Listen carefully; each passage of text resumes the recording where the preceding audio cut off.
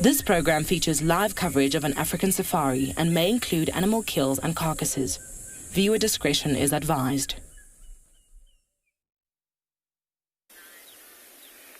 Good morning from and beyond Phinda Private Game Reserve. Look at this. A whole pride of lions lying out in the open area. How exciting is this? What an awesome way to start our day. Welcome to your very own live safari from the wilds of Africa.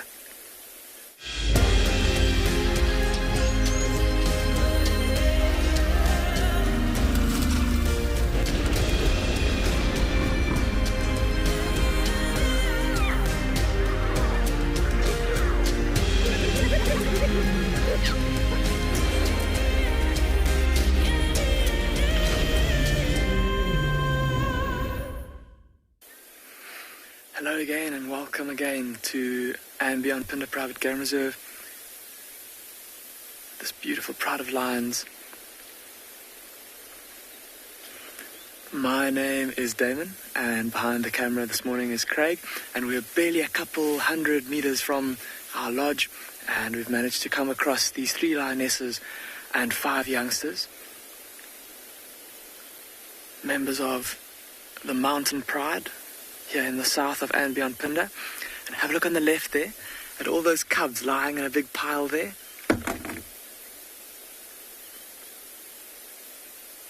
While the mothers and the 3rd lioness are taking it easy. Look at how these cubs are busily playing. And his legs sticking up into the air, and that one there was trying to groom itself, and it just got pounced on by one of its siblings. Apparently lots of you are saying, what a way to start the day. I couldn't agree more. Craig and I had planned to go look for a mother cheetah with her 2 cubs, and along the way there, like I said, we barely got a couple minutes out of the lodge, and we came across these lions. And they're so busy playing, are these cubs. Look at that. There's 2 different bouts of playing going on. It's tough to know which one to watch. Oh my goodness.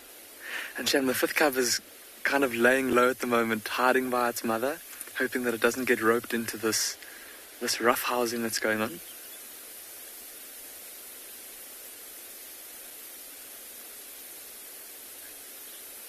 Look at that. That fight on the left there looks like it's getting a bit more rough than the one on the right. But look at how as the cubs play, have a close look at their paws. Yeah, they're not protracting their claws. So although it looks pretty rough, it's got a degree of sense to it. They're not trying to hurt each other, just playing. Well, let's see what happens here. Oh, a little bite to the face elicits a bat from the from a paw.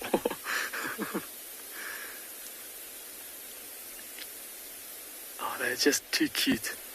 And at this age, so playful and still small enough to look quite cuddly, but the play gets a little bit more intense. This is too special a scene. Craig and I are going to take this in for a bit longer.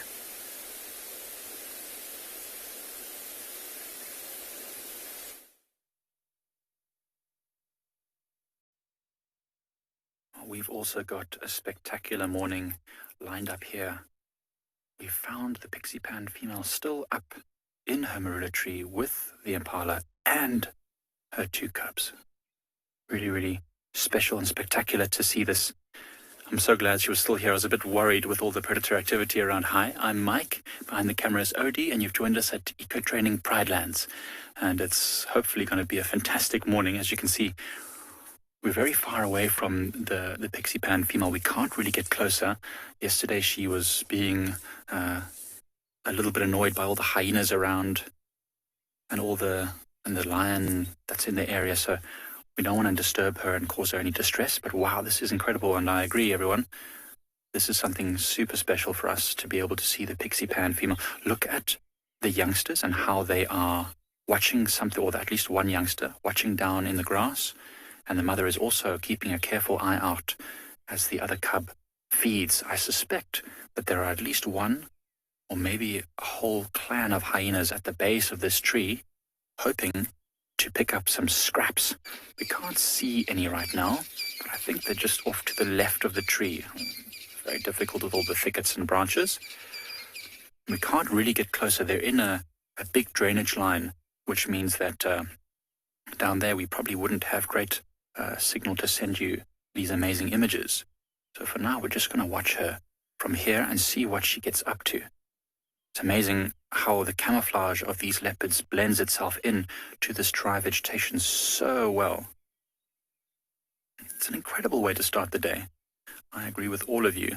Look how the pixie pan female is making herself more relaxed, more comfortable. She's looking straight down at the base of the tree.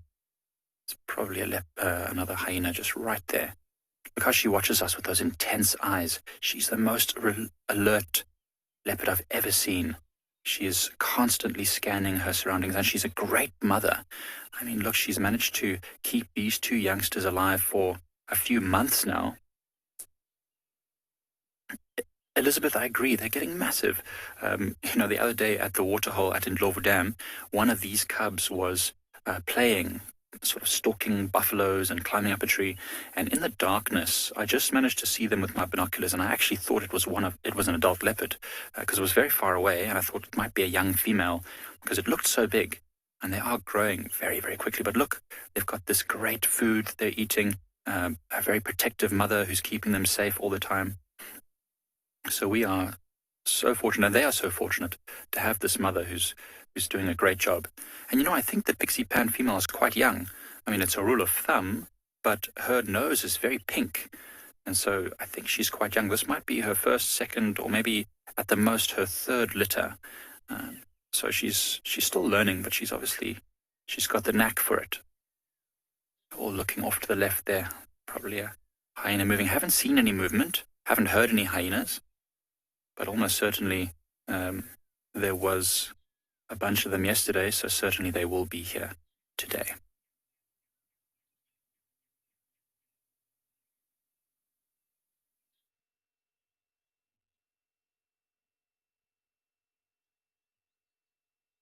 Jambo, and hello everybody, and welcome to the Masai Mara. And I think this is going to be a great morning all over Africa from all the locations, starting with lions, leopards, and the leopard having a kill, and more lions in the Masai Mara. This is the River Pride, and I'm one happy person to start with lions, like all the cats. It's going to be like a cat day today, being... what is it today? Today is a Friday, and a very good morning to all of you. My name is David, and on camera with me this morning is Bungay. We were with these lions yesterday, and they also had a kill, like that leopard that has a kill in the tree, but these lions were devouring a buffalo. Now, as I just said earlier, this particular pride here is called the River Pride. Yesterday, we saw 4 females, 2 males, 1 fully grown, a sub-adult male, and those little bundles of joy that you see there slowly snoozing near the mom, and there are 4 of them. As my friends might have told you, please talk to us. Send questions through or comments to #WorldEarth on Twitter or at FC in the comment section of the YouTube chat channels. For the young ones, I would want you to ask me questions or send comments about those 4 little cubs you're seeing there using kids' questions at worldearth.tv. Emily, good question. And you're asking how often will the lions have 4 cubs? Emily, for a first mother, in general, they always have a litter of 1 to 2. But as the lionesses get older, the number of litter increases. So they end up getting 3 or 4. Emily, once in a while, we have seen lionesses getting 6 cubs, but that's quite unusual. But in general, older lionesses will have a litter of 4. Now, this particular mama here, or this particular female, she got 4 cubs. And my guess is they're anything about 2 months or so, or 2.5 months.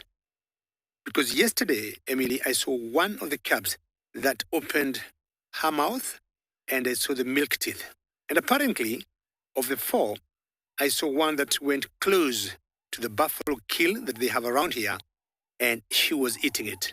So they start eating meat from 2 months and above. And you can hear the doves in the background calling.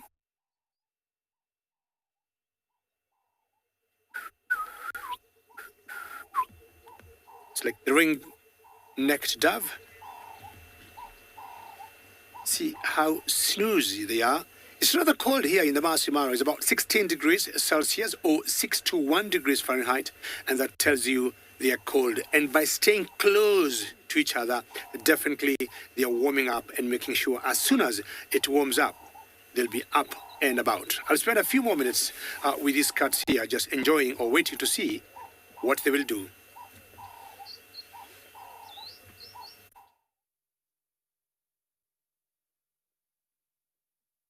So, as you can see, there's a hyena that's now approaching, and I'm sure there are others around. You see how this hyena is being very nervous and very careful. It's listening around as it approaches the tree, and it's a big hyena. Oh, there's another one coming in, running in on our left, galloping in fact.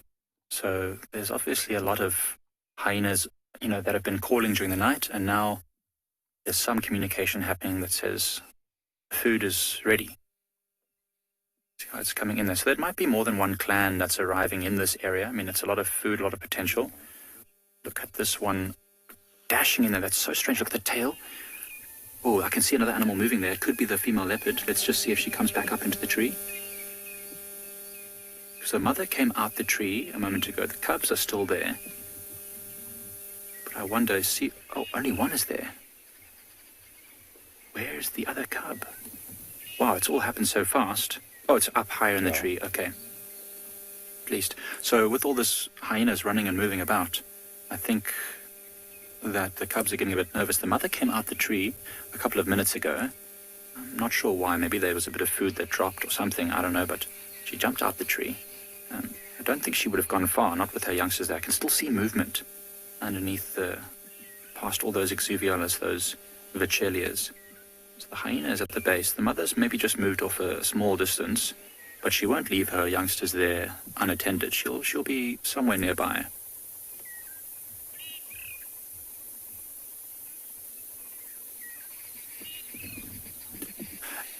Ashlyn, I think leopards do definitely have trees that they prefer. I've seen many times specific leopards going into the same trees on their territorial patrols to rest for the day, using the same tree many times. So there's definitely trees that they like. I think in the situation where they've got food, like the Pixie Pan female has caught this impala, she's going to choose the closest best tree. She's not going to drag the carcass halfway across the reserve in a dangerous situation just to get to a tree that she knows and particularly likes, if that makes sense. So this is a very good tree. I think it's probably the best tree she could have chosen in this particular scenario. I mean, but I've seen leopards put carcasses in much less ideal trees just because it was the closest way to get the food out and away from danger. So Ashlyn, they definitely have favorite trees, but they're not fussy when it comes to safety. They'll get up any tree that they need to. You can see this young leopard watching down. Doesn't look too nervous. We've noticed that one of the youngsters is definitely more confident than the other. You can see one is right at the top of the tree, and this one's just sitting there quite comfortably watching the hyenas. There's always one that's more confident. I've often seen it.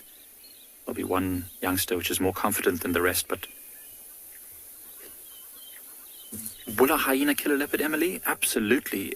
If a hyena had to, it would kill a leopard, and it probably could do it fairly easily. Hyenas are very powerful, and remember that they're often in a clan, so if there was a clash, more than one hyena most likely would be involved in the fight. I think in a straight fight between one leopard and one hyena, a leopard might be able to hold its own, but remember, hyenas in a clan, they've got the support of the clan members to hunt and get food, whereas a leopard is a solitary hunter, so it would probably not want to engage in a confrontation because the chance of injury is too high, it's too risky, and if the leopard got injured badly, chances of hunting successfully are down drastically, which means probably she would die. So the Pixie Pan female at the base of that tree somewhere, has probably moved off now. She's sitting probably 20, 30 meters away, out of way of the hyenas to avoid a conflict, but where she can still watch her youngsters. And if there was one youngster in trouble, I'm sure the Pixie Pan female would run in there, growling and snarling, and probably be able to chase off the hyena. But certainly I've seen leopards killed by lions before, and I've seen them being bayed or trapped by hyenas on a small tree where the leopard had to really defend itself by swatting and swiping and biting. So definitely needs to be careful. But luckily there's no other leopard around. I was actually wondering if a male leopard might turn up during the night and climb that tree to steal the carcass. When we first turned up, I actually was looking at the wrong tree, and I said, oh no, the leopards are gone. Something has happened, but we had luckily found them again. But it's quite common that male leopards will steal the carcass. And we've even seen lions on Pride Lands climbing up in trees like this to steal the carcasses. This wouldn't even be a very difficult tree for a lion to climb, because it looks like there's a branch that's quite low down, which could be a stopping point or a halfway point. So there's definitely potential for this to be stolen. Although 3 leopards feeding, even though 2 of them are quite small, it looks like most of that impala is finished now. They probably won't be here tomorrow, but I reckon they'll probably stay here for the rest of the day.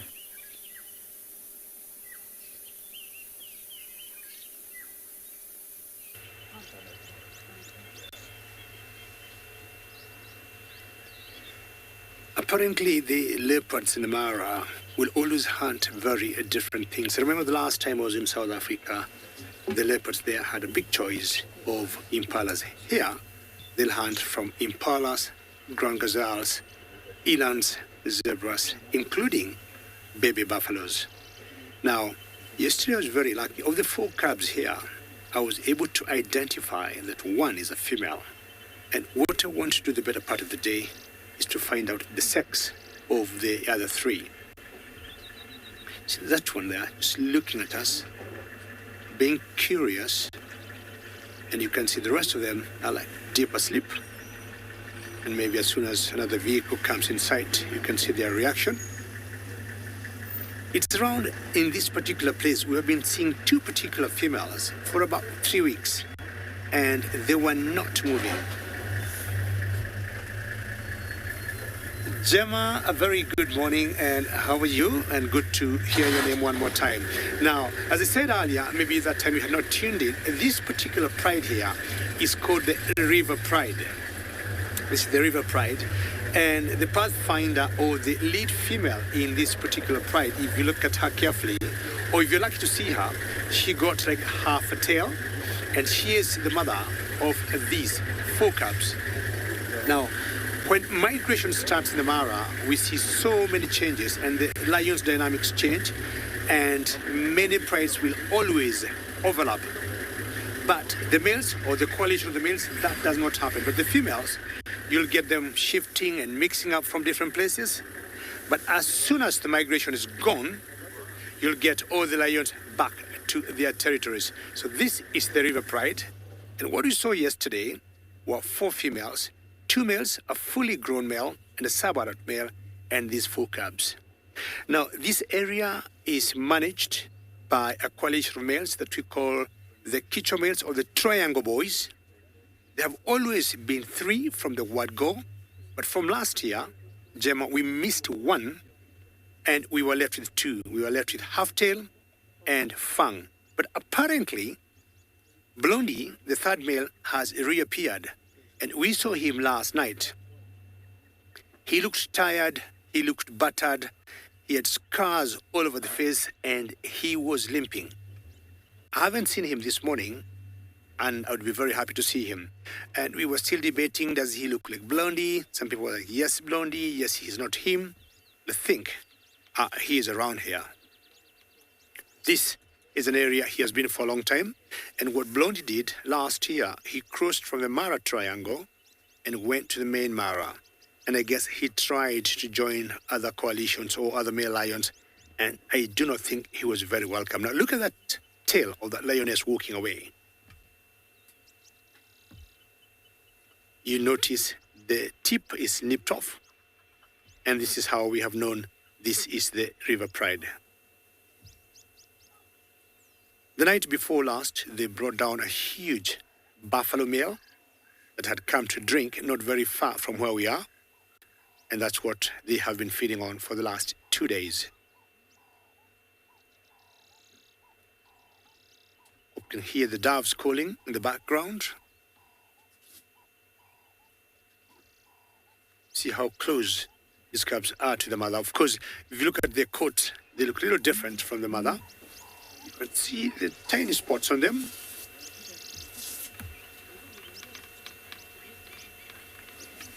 Dominion, how are you today? And you like to know the survival rates of the cubs. Now, Dominion, that varies from one prey to another or one female to another. Now, in the Mara, my kind of study, what I've seen for years, is always about 40% of the cubs will always pull it through. When young, they face a few challenges.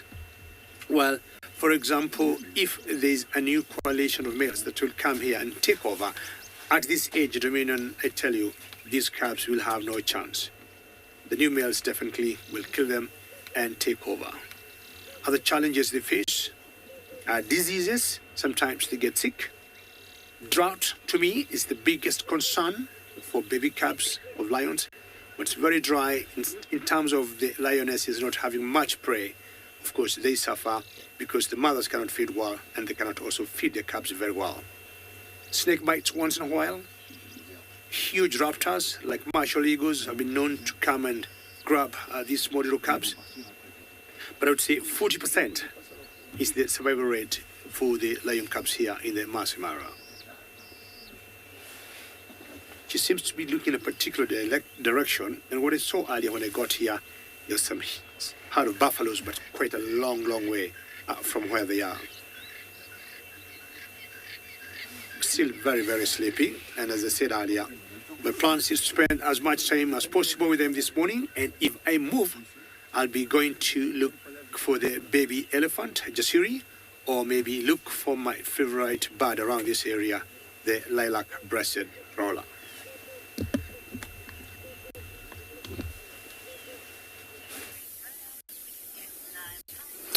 Beautiful. Good morning, everyone. Good morning to you, Djuma Private Game Reserve, where it's today, it's about 17 degrees, 63 Fahrenheit. So this morning we'll be just doing a bushwalk, and then that's the main idea for today. So we'll be spending time walking around, checking for what is around. So, for example, in this specific area, this is what we're going to share this morning. So you look pretty much to this very plant here. It's one of the plants out in this lower field, but it's also, it's a fruit plant. It's kind of like, grapes. It's called ivy grapes, which is eatable by other birds, baboons, monkeys, human as well. And then, of course, we can also squash juice out of that, like kind of a grape, a liquid that come out of that. But you need to collect a lot of them to do that. And this is why, this time of year, you're able to see a lot of new little seeds coming out. This is going to be finally, a fruit when they ripe. They're like dark, in color. But that time, it attracted a lot of birds and monkeys and baboons. And then for sure, trees like this, they're very seasonal. So as you can see, you don't see a lot of leaves here. Just because of, the winter whole trees, they shed their leaves down. And then, but again, regrowth take place this time of year, September, October. It's going to be a lot of green taking place because now the regrowth is there. It's humid. It's not cold anymore. Even though we didn't actually have received a lot of rain. And this type of trees, and they don't actually rely on the rain a lot, but they still get green. Only, things that need a rain, it's grass mainly. But some plants, just the humid that take place, it's got a lot of change. Butterfly. So this type of plants, I can actually zoom slightly to the top. You can see how high it gets. But they don't really grow too much up to the top, as you can see. This is just because of, it's kind of like get a support from the decent plants, which is not part of the plant, these physical plants we're talking about. So it just that, once, it grows attached to another plant, which is another different plant, but then it grows further up, can be sometimes reach anything from about maybe 6 meters, depending on how tall the plants they get support from. But, usually itself, this is a maximum of a height, which it doesn't actually even in a meter and a half, a tall plant. So, yeah, ivy grapes. So we're going to, carry on our walk, see what we found in the road.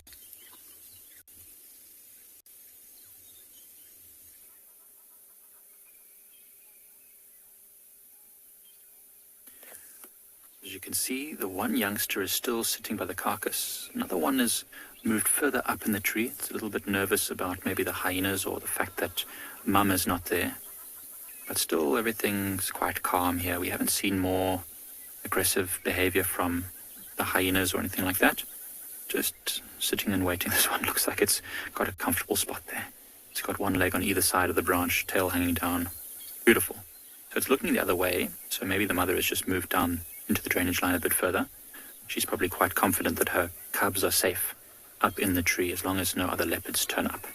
So I must say a thank you to James Richard. He did send me a whole lot of information about the Pixie Pan female and her lineage, and so I have a bit of a better idea about what she's all about. So she was born in about April 2016, so that makes her just a little bit older than 4 years. So she's not that old, she's very young. So this could literally be her second or even first litter.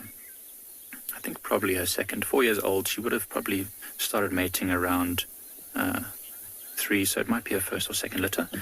And yes, she has got a sister, the Demonia female, which I think you've also seen potentially, although I'm not 100% certain. I certainly have never seen her. Well, at least I didn't know. And the youngsters are just over 6 months old. They were both born, or estimated to have been born around February this year. So that's quite exciting. Hey, that's one of the highlights of 2020. Hey, for most of us, it's not been a great year. But for this leopard and her cubs, it's been a fantastic year so far. Still not 100% certain about the youngsters. Is it one male, one female, or is it 2 females? Taylor says that she's pretty sure that one is a male. This one here I can't tell. It's a little bit far, but I can't see. Oh, Ladybug Sarah? Yeah, I'm not 100% sure. I'm trying to see. What we're looking for is under the tail of this youngster here. If it's a male, you should see 2 orange furry testicles. They're not so noticeable when they're very young, but you would be able to see them if you're a bit closer. But I can't see anything at all underneath this one. So unless it's a female, you wouldn't. And if it was a young male, it might be just a bit too difficult. The angle now is obviously terrible. We can't see. But Ladybug Sarah, it's either 2 female. I mean, it could be anything. But Taylor thinks it's one male, one female. A previous person must have, originally sexed them as 2 females, but I'm not sure. It's very difficult when they're very young. Hopefully we'll find out soon. We noticed yesterday when we first found her, we were not in a signal area, so we couldn't show you how we were following her and tracking her, but the mother is, obviously protective of the youngsters. She was watching us quite a lot. We were keeping our distance. Every now and again she would stop and watch us and then move on. She never ran at all, which is a good sign. It means that she's tolerating the vehicles, which is great. But what was really amazing was that these youngsters paid us absolutely no attention. Even when the mother would slink off and move behind a bush or whatever, the youngsters would just look very confused, about why she was moving away from the vehicles. So they've been born in an area where there are game drives, and they've gotten used to these vehicles. And as long as we continue what we're doing, keeping our distance, being quiet, following them every now and again to let them know what the sound of the vehicle is and the sound of our voices. But I think that if these are 2 females, or even if it's just 1 female and 1 male, there's a great chance that Pride Lands in this area of the Greater Kruger National Park is going to have a very relaxed generation of leopards coming up, which would be fantastic. Something, as you know, Pride Lands hasn't been commercial for very long. Yes, it would be great to be one of each, right? I mean, a young male leopard is such a fantastic thing to watch because they live such a tough life. So it's amazing to watch them as they sort of gain confidence and start moving around and carving out their own little niche. And of course, the females are also territorial, but they generally tend to stay closer to their natal territory or the mother's territory. They tend not to go too far. And of course, it's always nice to have relaxed female leopards because when they give birth, they might help to habituate or relax their youngsters to make them even more relaxed. So this is that leopard which is a bit higher in the tree. There's geese flying over. It's just watching those Egyptian geese. Now, this one is a little bit less comfortable. Now, I'm not sure if it's smaller or larger, if it's a male or a female, but certainly a little bit more relaxed. I have seen before with leopards that the youngster which was less relaxed as a cub, as they get older, all of a sudden the roles sort of switch, and you'll find that the more relaxed youngster becomes a bit elusive, and that the one that was always quite shy all of a sudden comes and blossoms and turns into the more relaxed adult. So we'll see if that's going to be the case with these two. We'll follow their progress. You can see still sitting in that same marula tree, but very far away we're sitting, just to make sure that we don't disturb them. Godfrey, leopards are much stronger than cheetahs. Remember, a cheetah is designed for speed, so they've got all the muscles on the spine, very slender body, very small head. They're all about chasing down smaller prey and catching them and feeding as quick as possible. Now, these leopard cubs are going to grow into stocky, powerful animals that can stalk and wrestle sometimes prey much larger than themselves, and then hoist that prey, which could be up to twice their weight. So let's say a leopard is weighing 60 kilograms, average size, or quite a large male.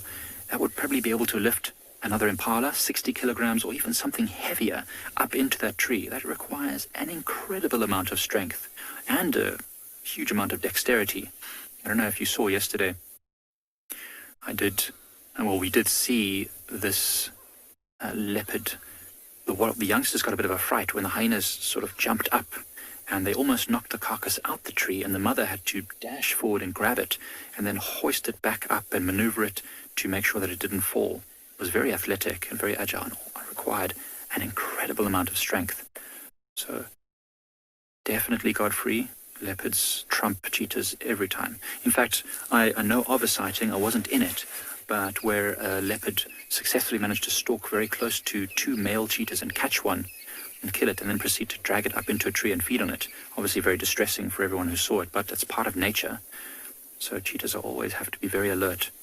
I did have a sighting once where there was a cheetah walking through a very large area.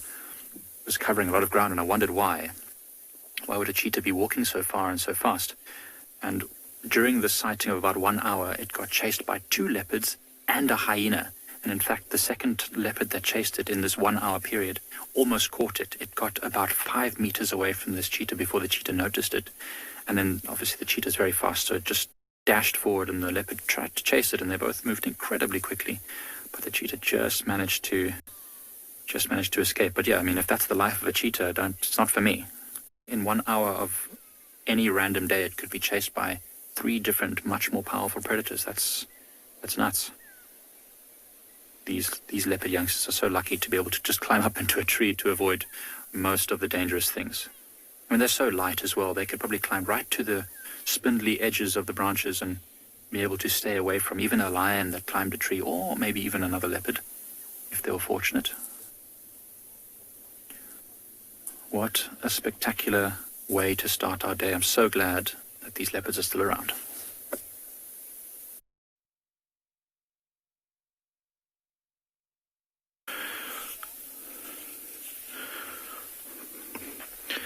Good morning.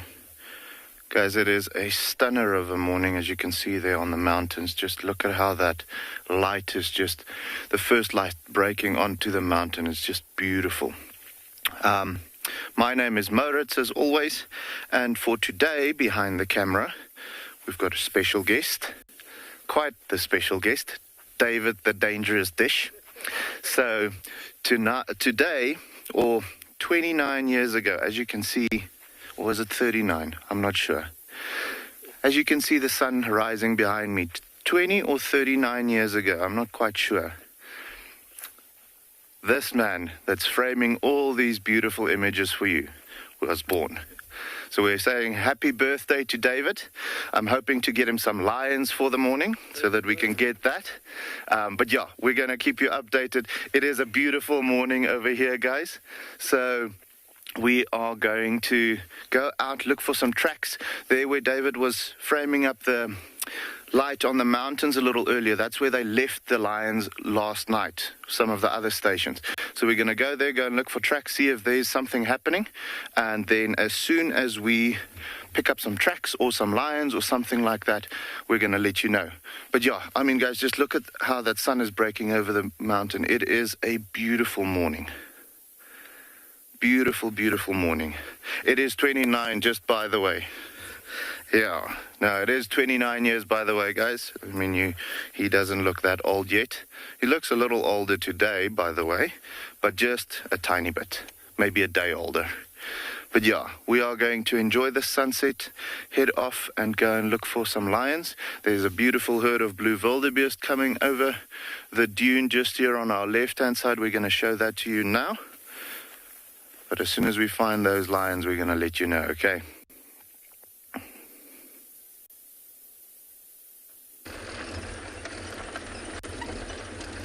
Good morning, and welcome to an extremely grey, overcast day here in Djuma. I am on my way to an Ingwe sighting. Ingwe meaning leopard. My name is Lauren. I do have Niels on camera, and I guess I'm obliged to wish Davy a happy birthday as well. Happy birthday, Davy. I'm not here this year to egg you. Last year I egged him live. Sadly, I can't do that, but I will when I definitely get the chance to see him. So we are on our way to a sighting, but there's a bit of a lineup, so we're just taking it easy and seeing if we can see anything else along the way. I think it's Kalamba, but I don't know. There's a lot of confusion on the radio these days over leopards, so let's just wait and see. I know it's a female, and I'm guessing it is Kalamba, and I'm very excited because I've not seen her in a long time. But one thing about this cat, our princess, is she's spending a lot more time on Djuma than previously. She's around almost every day and at least on a weekly basis, and that's a good thing for us, a very, very good thing for us. There's lots of interesting dynamics. I was having a chat with Tristan this morning over a cup of coffee with regards to the female leopards movements here. They're all pushing, they're all crossing over, and when I say they, I mean Thandi, Kalamba, Shidulu and Sabui. Lots of interesting dynamics going on with their movements. And although they do scent mark to say this is my territory, as I mentioned the other day, it's not an odor fence. Oh, it's not going to keep other leopards out. You see up in the tree, Niels? Other leopards can't penetrate it. It's not impenetrable, and therefore other leopards will cross into other females' territories. But they will know this is definitely Thandi's territory, or this is definitely Kalamba's. And many of you are excited to see her. Me too. But we do have a battalier. And we are on Ledwood Road. I imagine that this is the same battalier of the monogamous pair that we normally see here. The colours don't quite stand out when it's a grey day, do they? Now, this is a female. Straight away, you know that from the black band. And what I just love about battaliers is their unique body design. They're so specialised. In order to compete with all the other apex aerial predators, all the other birds of prey, they've specialised flying so well that gives them the advantage. So just like lions, leopards and cheetahs, they've all got unique features so that they can fit into the sort of predator niche, the predator hierarchy. If they were all the same, lions, leopards and cheetahs, and they didn't have any unique specializations, then they wouldn't all be able to survive. There would be far too much competition. But for lions, you've got power, you've got pride, you've got bulk. Leopards, you've got solitary, nimble on their feet, can climb up trees. Cheetahs, you've got speed. Nothing can outrun a cheetah. And it's the exact same with birds. For the battalier, They've got this really unique short tail, and it gives them a bizarre sort of feature in flight. It makes them look extremely wobbly when you see them in flight. It almost looks like they're going to fall out the sky, and immediately you can tell that it's a batelier. And this is so that it sort of fights aerodynamics, that other birds don't have this feature. And they can swoop down as low as possible, almost touching the ground, and still glide very, very fast. And why? It's so that they can sort of jump ahead of the vultures, the tawny eagles, all the other predators, and get to the carcass first. They don't have the advantage of size. They don't necessarily have the advantage of power. So this is their unique specialization. So hopefully very soon, by the time you see us, we will be with the princess. Moja.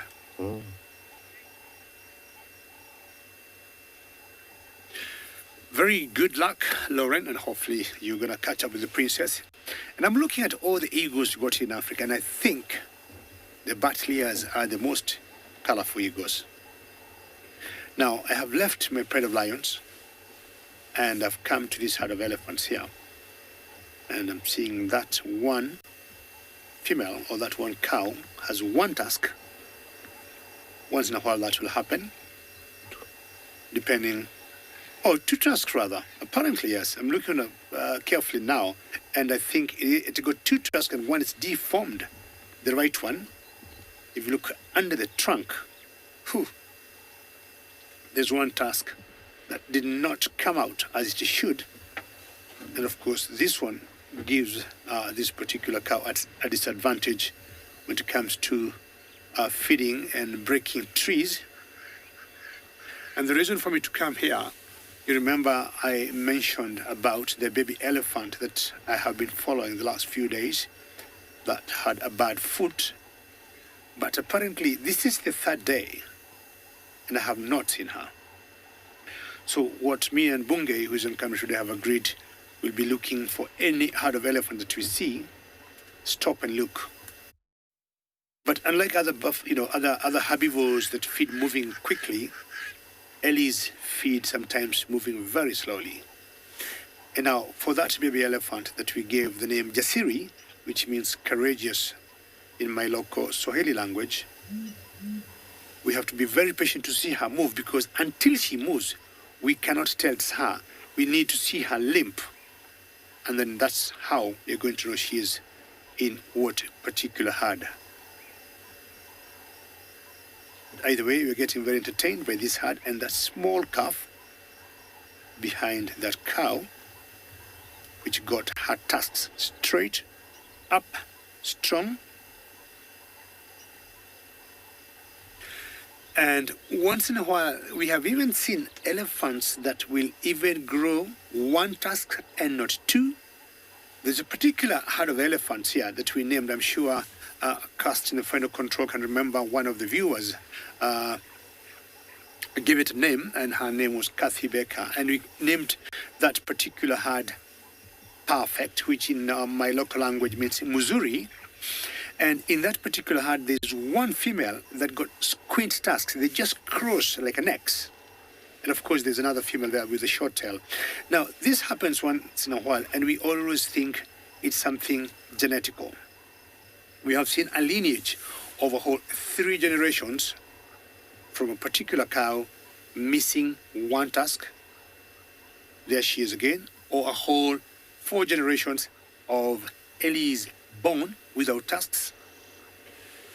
There is a national park in a country called Uganda, that's the west of Kenya, and I think the national park is called Bwindi National Park. And studies have been done there, and they found out about 10% of the Ellies there, both males and females, will not grow any tusks. But of course, as they grow older, sometimes they will lose them if by mistake they decide to break a very hard tree, or look when they're looking for the cambium. Occasionally we have seen males fighting, and in the process they hurt each other and they lose a tusk.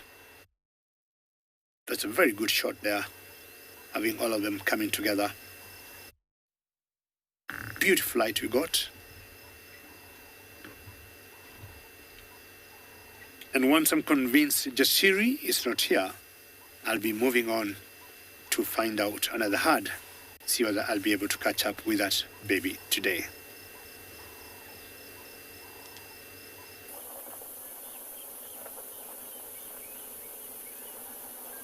So we're still sitting with this leopard cubs, and we've changed our position, as you can see, just to get a slightly better view of the carcass, and now we can see that it's actually a yearling impala ram. You can see the small straight horns there. Can't tell how much meat is left, but it looks like the neck is intact, and there's quite a lot of red at the back there, so I think they'll still be here for the rest of the day.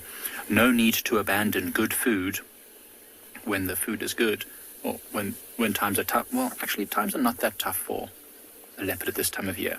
There's not so much cover for the impalas and all that kind of stuff. They're all concentrating around the water holes, and so hunting is probably pretty good. I guess there's positives and negatives to this time of year. It's obviously not as much cover for the leopards to hunt, but even with this sparse vegetation, as you can see there, camouflage is fantastic, phenomenal in fact. We know that they're there, but we can also lose visual of them looking straight at them.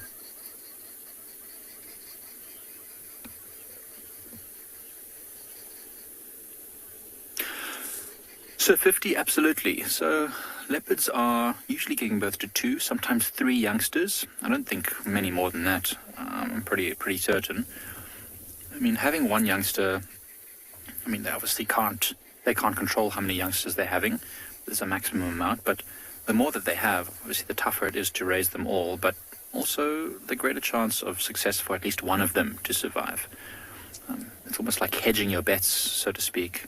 I mean, I'm not sure how leopards' mothers think of their youngsters. Are they really emotionally attached? I mean, I'm sure that they are, because they will come back and look for them, and they'll chase predators, and they'll do all sorts of other things. But at the end of the day, what they want most of all is just to successfully spread the genetic material. That is the point of life, to procreate, to create youngsters, to raise them to maturity, and then to move on to the next ones. So they will give birth to 2, sometimes 3 at the most, but it'll be very rare that they raise all of them to adulthood. Oh, look at this youngster pulling this carcass, trying to hoist it up. So remember, everything that these young leopards do is also preparing themselves for adulthood, stretching their muscles, climbing, pouncing on each other. It's all the skills that they're going to need to use when they get to full adulthood. Now, this one here is obviously a bit of a greedy one, because it's chowing again. Now, the other leopard will probably come down, seeing its sibling feeding, will probably start to want to feed itself. So let's see what happens. You can see the ears flexed back like that, perhaps listening to whatever's behind it, because remember, when it's chewing, it's very loud. So it's trying to angle its ears away from its mouth to try and at least collect some sounds from anything approaching from behind. I wonder if the mother will come back and join these youngsters. I hope so.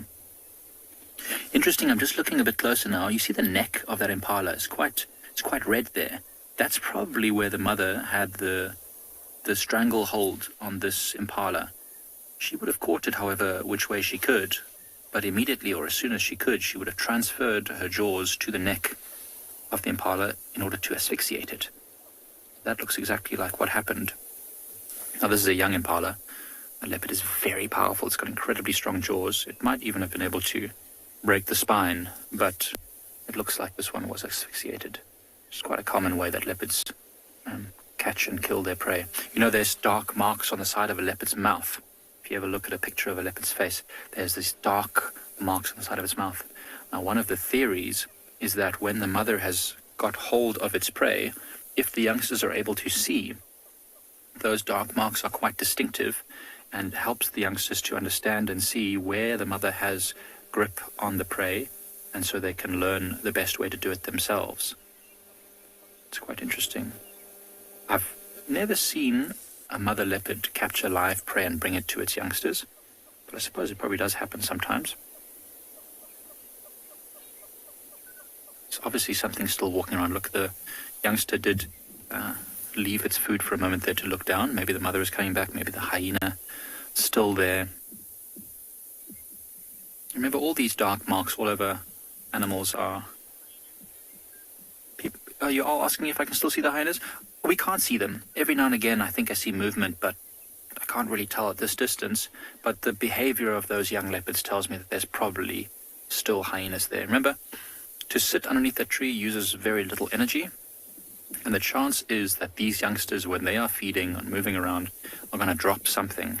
Now, even one mouthful of meat, when you're not using any energy, is very, very efficient. So it's the best way to make sure that they get healthy for those hyenas. Just wait for scraps to fall down.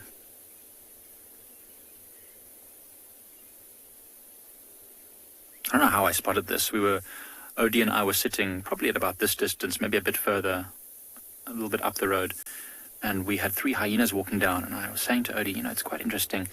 Hyenas moving around at this time of day, it's almost always a sign that there's a carcass or something around here. But anyway, we didn't think much of it, and as we were driving down, just glanced off to the left. And now you can imagine, with the naked eye at this distance, how difficult it is to see. And I don't know, just the sixth sense told me to look at this particular tree, and got lucky.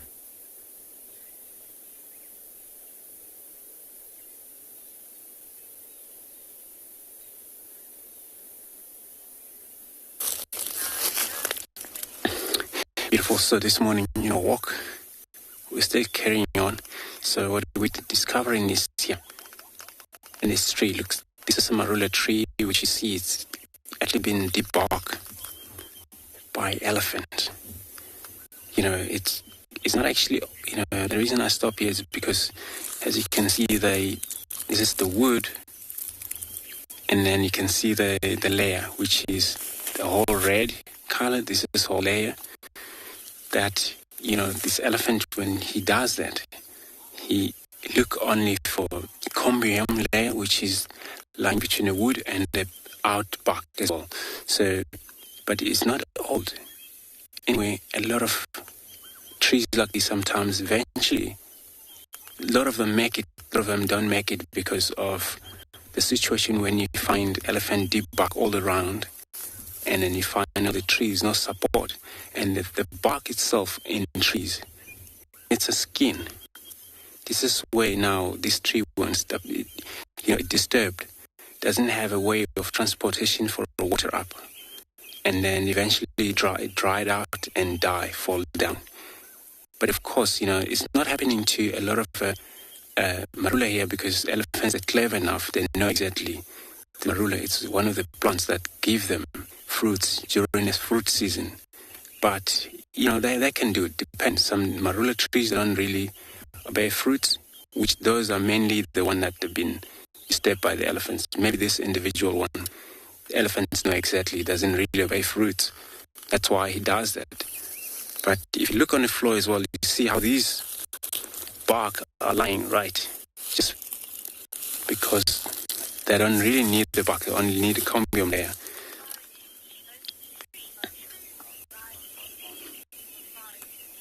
Safari, it's true, these are trees of true survival. Well, marula trees is, for example, it's got a lot of nutritious, a lot of water, and the trees that survive for longer in a drought take places. You see a lot of trees die, but these make it because then they don't really need a lot of water.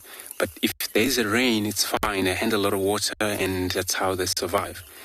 But with the elephants being around them too much, eventually, there is no way for them to be able to make it, because, of course, every tree's out there. Their life, it's depending on the roots. Once the roots, support or, drain water, from the soil up to the trees, that's what makes the tree's life. But once it's debarked all the way around, then the tree will dry. Even the roots try their best, and you find the tree doesn't really make it. But let's leave it here and carry on and look for something else.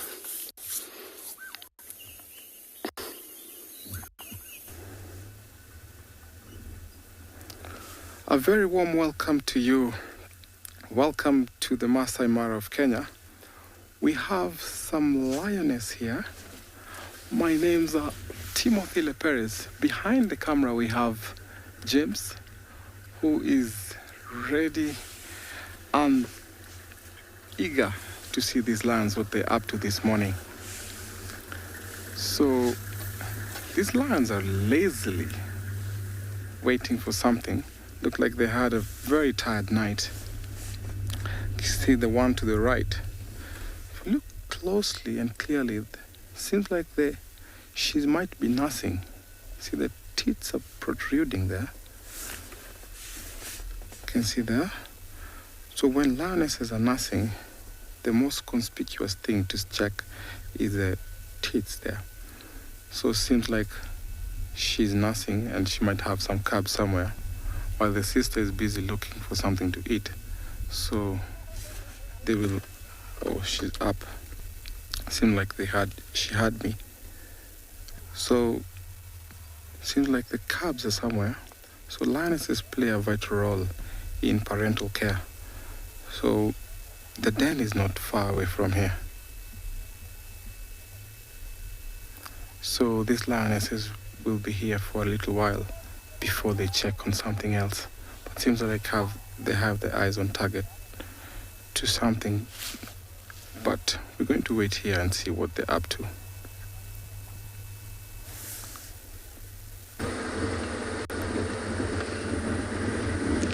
We have a hyena, I don't know which one, running directly towards the Talamati Pride.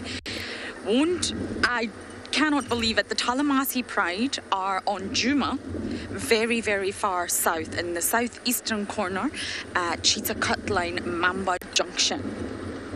I really have never seen the Talamati Pride this far down, so we're about to join them. But this hyena is going to make it first, and I don't quite know who this hyena is as of yet. Hello, lion. Oh, hyena's spotted the lions now. Oh, there's lions there. I'm on my own. This is not great. You see the lions in the background there? Lions watching hyena, hyenas watching lions. Now, I've been informed it's a Talamati Pride. I haven't actually got a good look at them myself.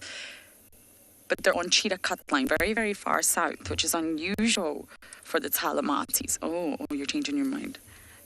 I think this Kaiko. Oh, okay, off we go. Hyena runs off. Like, nope, I'm not taking on this challenge, which means we can go closer. I'm going to just go a little bit closer, Niels. Yep, hyena's off. Now you can help identify these lions for me. Oh, is that Darkmane? Wow, okay, it looks we've got everyone. Yes, that hyena had a Steve the Vov moment. Oh my word. I did not expect to see lions here. Oh, yep, they're all on Djuma. They're all on Mamba. This is incredible. We are on our way to Kalamba, but it's a very busy sighting, and we drove right past this. Wow. They're very alert for this time of day as well.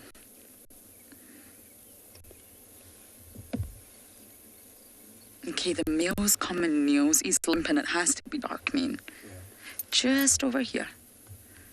Yep, that's Darkmane. Hello, boy.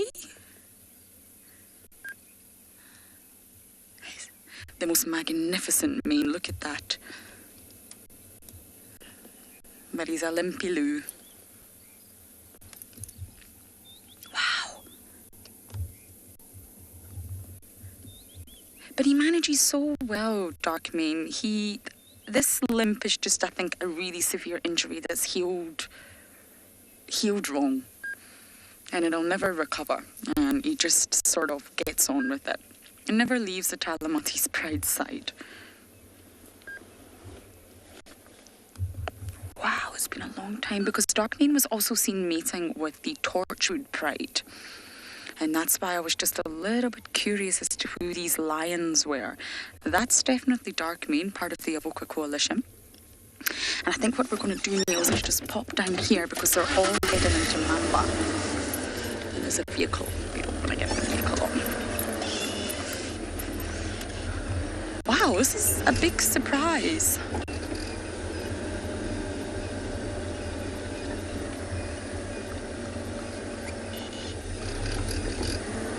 Okay, we're just going to follow them. You see, they're all walking on the road ahead. I haven't done a count yet.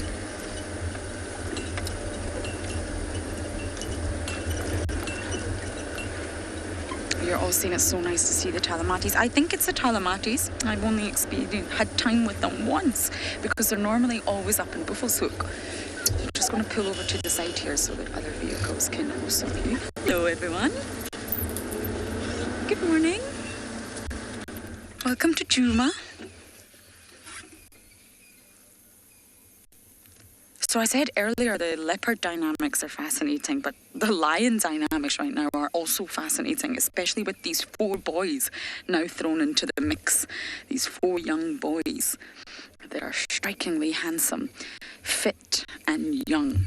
Are they going to challenge the Avokas? Very, very possibly. The Avokas need to watch out.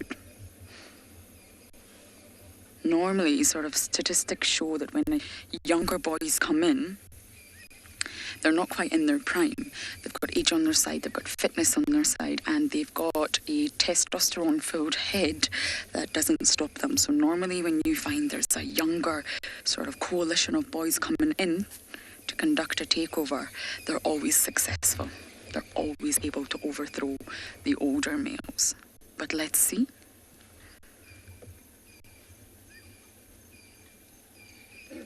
This is such a surprise.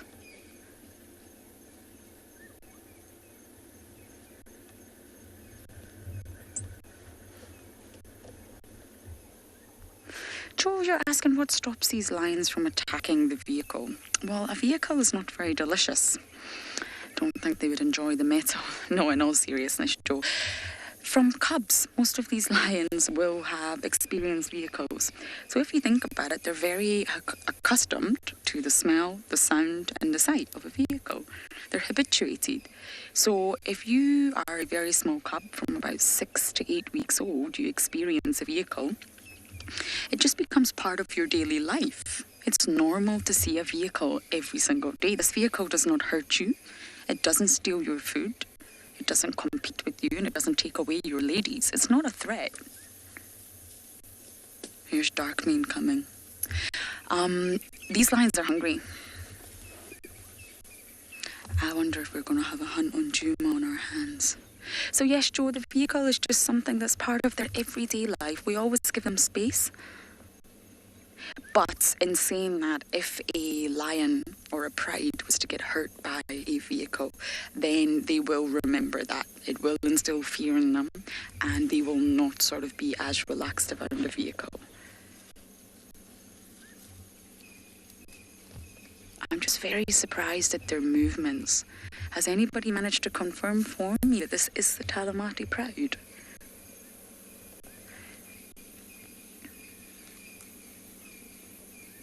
Oh, yes, it is the Talamatis, 100%. Wow.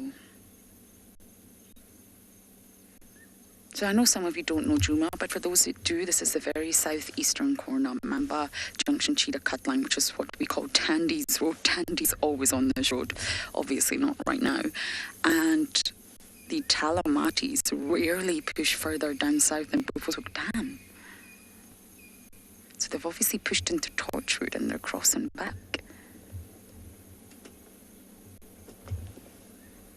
This really is a big surprise for me.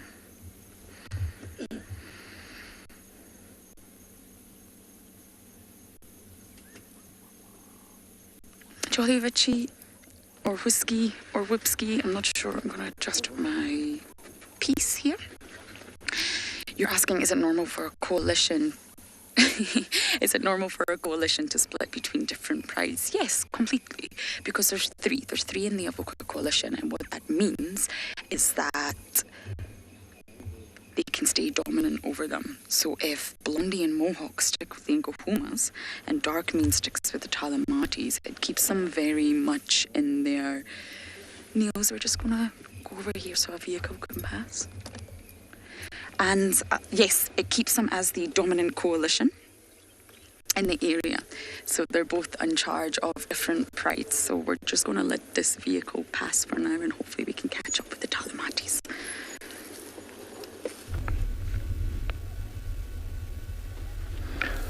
So the sleeping lioness decided to go for a stroll and maybe for a drink.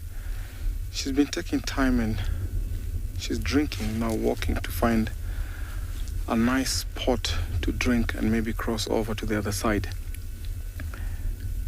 This time of the day you find that lionesses or lion will be walking on the road because there's dew on the grass.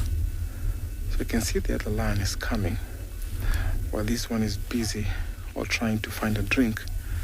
Then the sister will join us soon. I don't know what she's up to. She had a mission to go on the other side because there was some water bugs.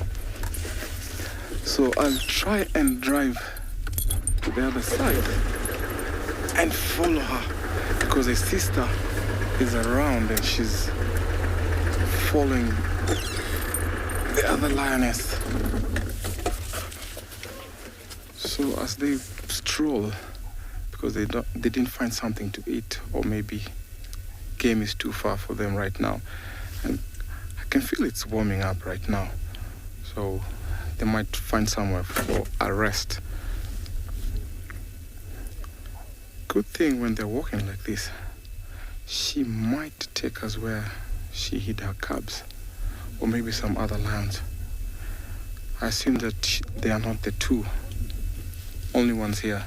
Could be there might be some other lions around, maybe possibly some males, because when lions have cubs, they want to have a protection from the big male lions, the leaders of this pride.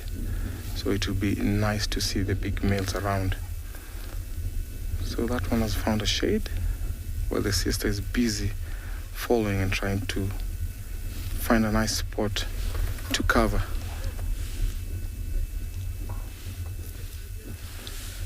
She might look pregnant, but to me, I think she might be having some cubs. She looks like she has a full belly. Maybe she ate something last night.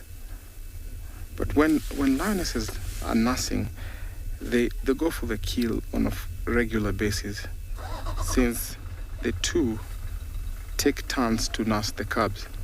So they frequently hunt. So to get back to your answer, I don't think that she's pregnant. She looks like she has some cubs somewhere.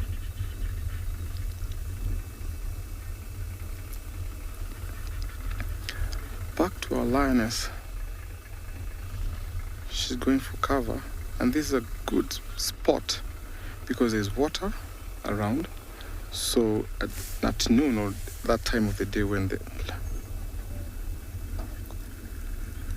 so they'll rest here until the plains game come to drink, where they get an opportunity to go for a kill.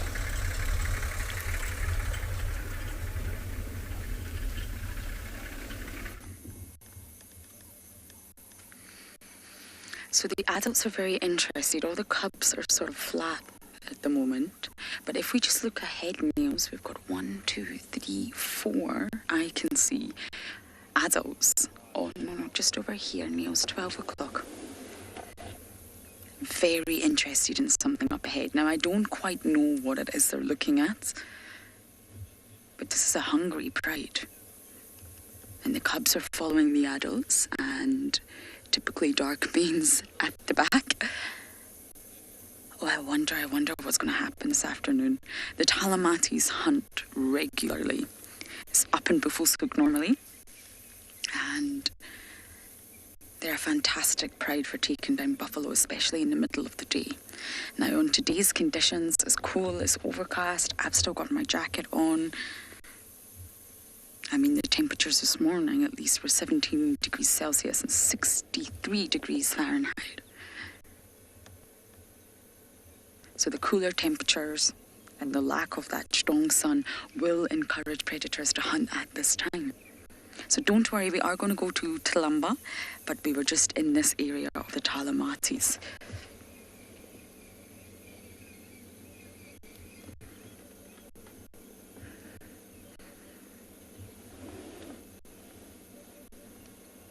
I always thought the Talamatis would push in at some point, but I thought they would push in from the north. I'm just quite surprised at the at the location we have found them right now and where they've came from. Everybody on the radio was looking for them this morning in Buffelshoek, and it turns out they were on Torchwood the entire time, crossing into Juma.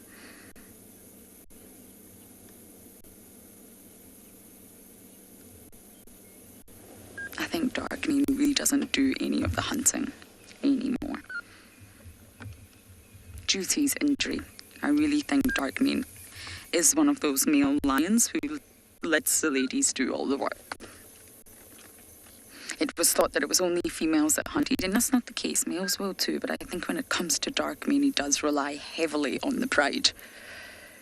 Oh, many of you are hoping for a hunt. We almost got one a few days back with the Inkuhumas, but sadly it didn't go to plan. But I am wondering if these lions are going to hunt, and it can be anything. Of course, buffalo and zebra and giraffe are the larger prey species that would feed an entire pride. But we've watched lions take down impala. It doesn't last very long, but they really can hunt anything.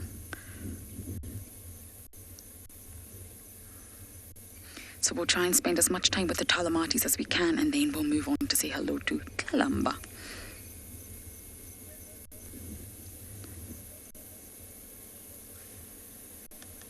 See, they're watching, they're listening, they're assessing.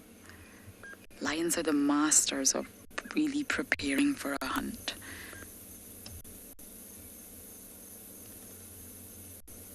They've got to.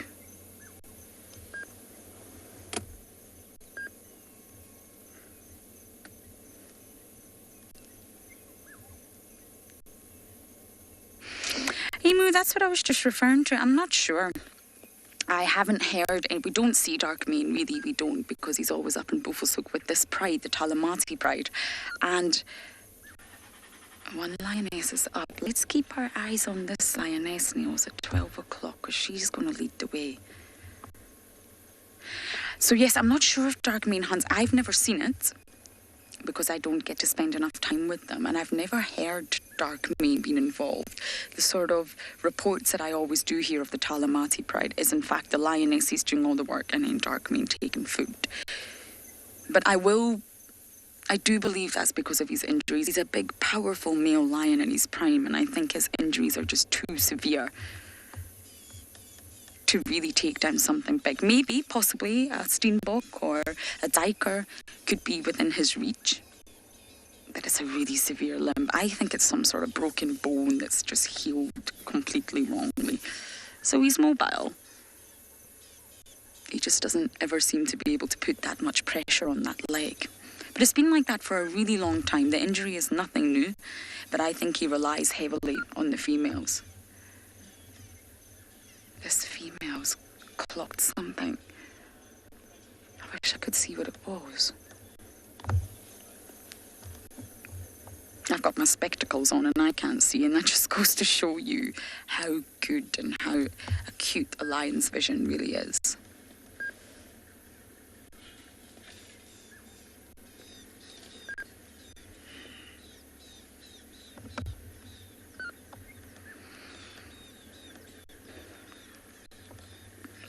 And you're asking, is it possible that the Talamatis are hiding from those 4 males? Possible, yes. I had a big chat with Rexon, I think I informed you all, and he really believes that the females in the prides are aware that there's new males in town. Scent, vocalizations, they're aware that there's a new coalition around. And it's not that they're trying to protect the Avokas. Don't get me wrong, they are not trying to protect the Avokas. They're worried about their cubs. They're worried about their pride. That's the main sort of sole driver of a lioness. Protect your pride, protect your cubs.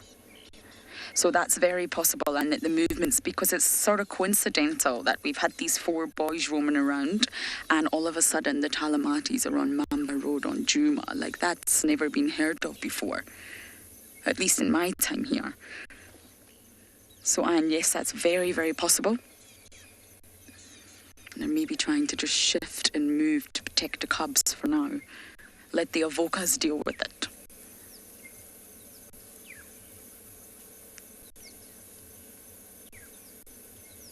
And in terms of the vegetation, it's still very much winter. It's very barren, it's very dry. Spring is here, things are starting to sprout, but that'll take time. And in winter, you do see shifts in animals' movement, but in my opinion, this is quite a drastic shift.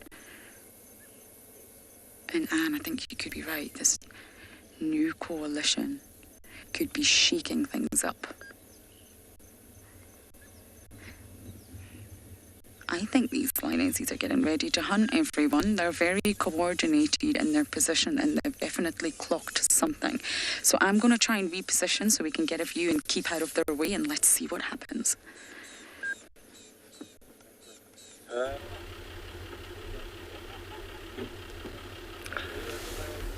Well, welcome back, viewers. I was right when I said these lionesses are walking to find something. Then it looks like there was some male lion around, with the lionesses following back to where the water trail was. Then look what you found, a big male lion.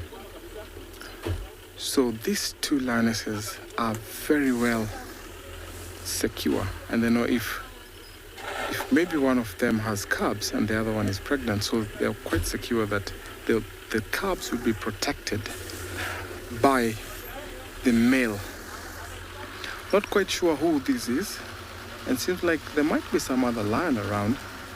Seems like he's sniffing the air and checking around, or maybe he might not be in this is not his territory. So it's warming up right now, and seems like he will get some cover. He's lazily looking around.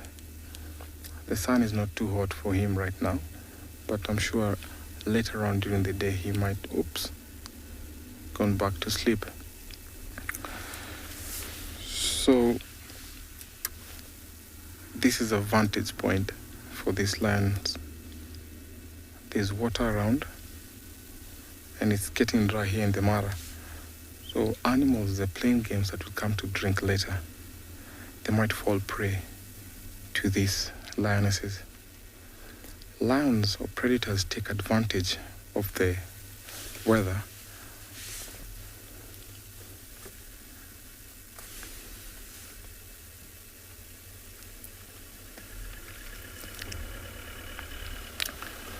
How fast can a lion follow its prey? So a lion can run up to, I would say, 50 or 55 kilometers an hour in a short burst. So it depends on the time and distance. So for lions, they have to get not very close, not very far. So within about 30 meters, they can jolt and sprint for about 50 or 55 kilometers an hour to pursue their prey. So they have to do the stalking game, follow slowly until there's a good position where they can ambush the prey and to get it. So to get to your answer, about 50 kilometers an hour.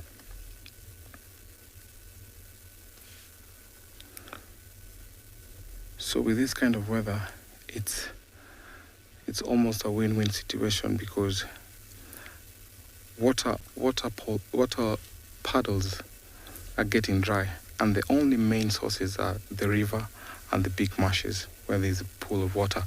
So these lions will wait here until it's that time of the day when animals will come down to drink, where they can get that advantage.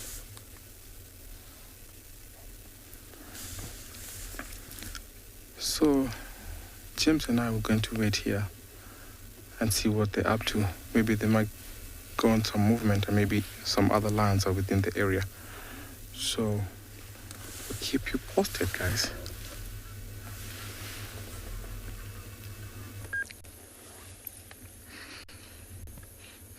Something's happening here. Can't quite figure it out. We've got a hyena in the middle. I don't know who this hyena is. If any of you can identify from this visual, please #WildEarth. They're surrounded. There's a lioness on the right somewhere. All the lionesses around here. I don't think they're looking at the hyena. They're getting ready to hunt. The Talamatis are going to hunt. And it's going to happen on Juma, I think. Hopefully we can follow them. They haven't got extremely full bellies. They're not looking as skinny as the Ngahumas did. I just wonder what this hyena is doing in the mix. Hyenas are brave, full of courage and possibly foolishness at times, but being surrounded by a pride of lionesses, I don't know. Lions do not like hyenas. Hyenas do not like lions. Maybe this hyena was already here and has just realized that there's an entire prey. Oh, the hyena's off. Yep, the hyena's running.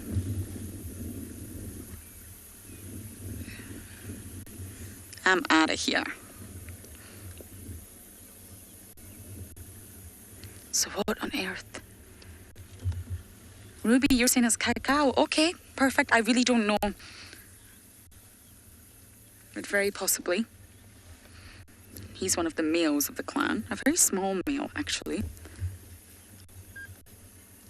I don't see any impala. I don't see buffalo. I don't see a giraffe. But they are listening to something.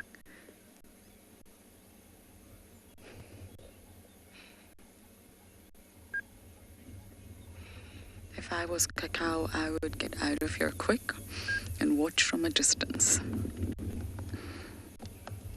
Lions and hyenas regularly clash in Namara. Of course, the hyenas up there are slightly different in their behavior. They hunt far more in Namara, mostly hunting, rather than scavenging, but they will scavenge.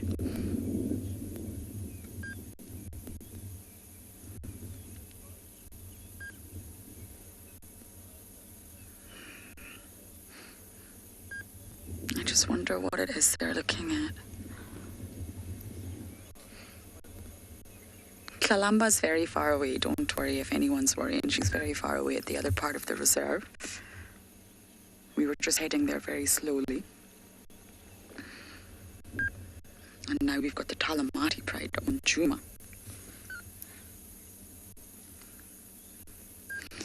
So Niels and I are going to sit tight and hopefully a hunt will unfold.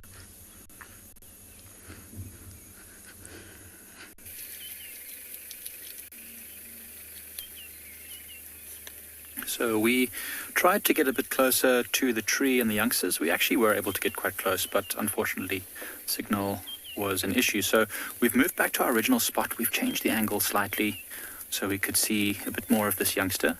There is another vehicle in the sighting now, so you might see another vehicle, so don't worry about that. It's important to sometimes get closer to these young animals in order to completely get them used to the vehicles. And this one is still feeding. There's a vehicle not so far. It's incredible to see that these animals are allowing us to be so close. Remember, if they didn't like what we were doing, they would stop feeding. They would be climbing up the tree. They would be hiding. They would be doing all sorts of things. So this slightly more bold cub is saying, you know what? These guys don't mean me any harm. I'm just going to continue doing what I do.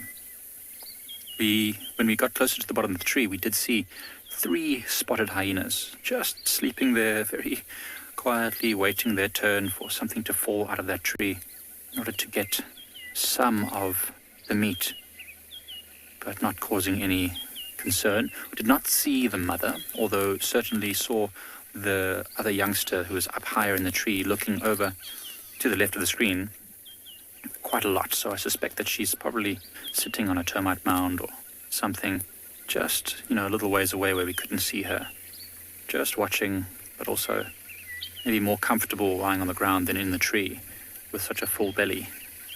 I've seen it before. Often the belly just hangs low in a fork of a branch. I always think it can't be that comfortable. She's obviously decided to go and lie somewhere a little bit better. But look at that leopard. It's already starting to use its paw to stabilize the carcass. It's got its claws out every now and again to hold on to it in case it shifts and falls. I'm actually so surprised that it's quite cool. It's been quite cool today and yesterday, so the smell isn't bad at the carcass. There's actually no smell at all. What often happens is leopards will remove the stomach content from the carcass, leave it somewhere, and then drag the carcass into a tree.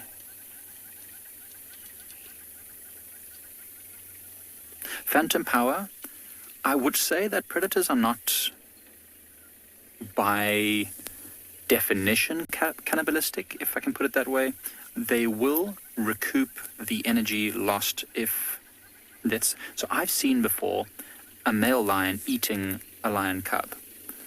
This was obviously a territorial takeover. That male killed the offspring from a rival male, and it ate the youngsters. Now, it didn't need to eat them, but, I mean, if it's hungry, meat is meat, and so it ate it and recouped the losses. But generally speaking, as far as I understand, lions and leopards, they sometimes kill things like hyenas, but they very rarely actually eat them. It's more like just killing a rival. The meat is not great, so they'll probably just be, killing it for the sake of killing it.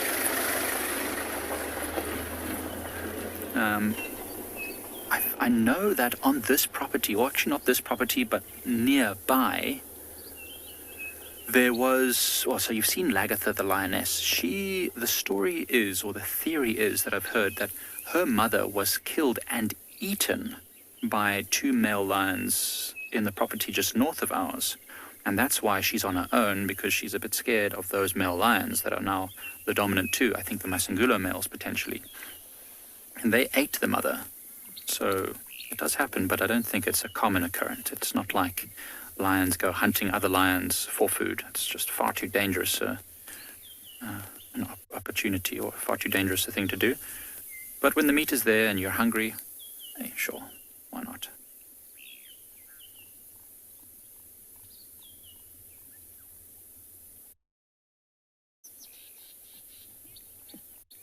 Well, these leopards are a delight to watch, so we're not going to go anywhere. Let's stick around and see what else goes on.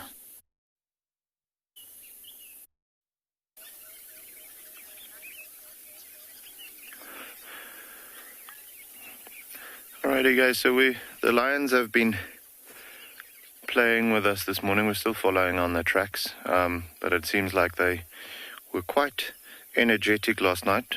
They were walking quite far. But we just came across this waterhole, and there's a beautiful flock of guinea fowl.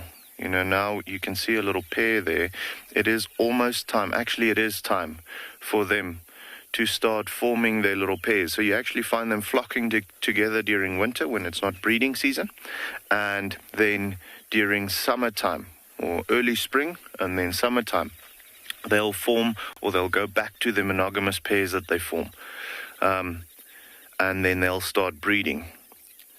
Just a very cool thing about the guinea fowl, with them being that perfect chicken size. Unfortunately for them, they get eaten quite a bit, by caracals or African wildcats or leopard or, you name it, even a cheetah. If they're fast enough, or quick enough, they'll actually be able to grab them as well. There's a female cheetah here that likes doing that. As soon as they fly up, she just knocks them out of the air. Quite a snakes as well, all of those things. Quite a bit of predators feed on them, even raptors. So with that being the case, and with them being ground nesting birds, they need to, when there's offspring coming in, they need to produce loads of offspring. So you actually find with a nest, on average, on average is a strong word, the most eggs that they've found in a nest with one hen sitting on it was around 27 to 30 eggs. Huge amounts. I mean, obviously I don't think that happens every day, where you have that amount of eggs on them, but with them having such large numbers of eggs and also being ground nesting, there's always a possibility of these eggs being damaged while they're on the ground and so on. So relative to their body size, they've actually got the thickest eggshell of any bird in southern Africa. Even if their eggs had to be the size of an ostrich egg, that would be thicker and stronger than an ostrich egg.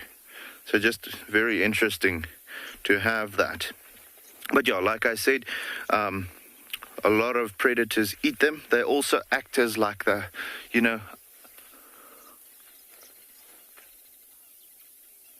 So Ruby just had a question. Are these crested or helmeted guinea fowl?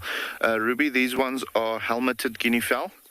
I know they're a little far away, but if you look at them, you'll see there's that little, almost like a comb on their head. A keratinized little helmet that they've got on their head, not that beautiful fluffy crest of the crested guinea fowl. So in South Africa we only have the helmeted guinea fowl, but yeah, beautiful, and always just stunning to have a look at them. Those dots on their body amazes me. But yeah, like I was saying, they also act as like the self-proclaimed alarm systems of the bush, just like the grey go-away bird. As soon as these guys see something like a leopard or a snake or something like that, you'll find them actually coming a little closer and starting to vocalize constantly. And that's just an indication for everyone else in the area that there's something dangerous around and they need to be wary about what's going on.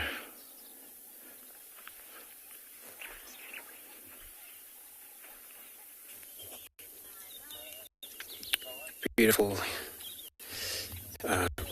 Guinea fowls are one of the beautiful animals, especially with this little pattern they have on their wings.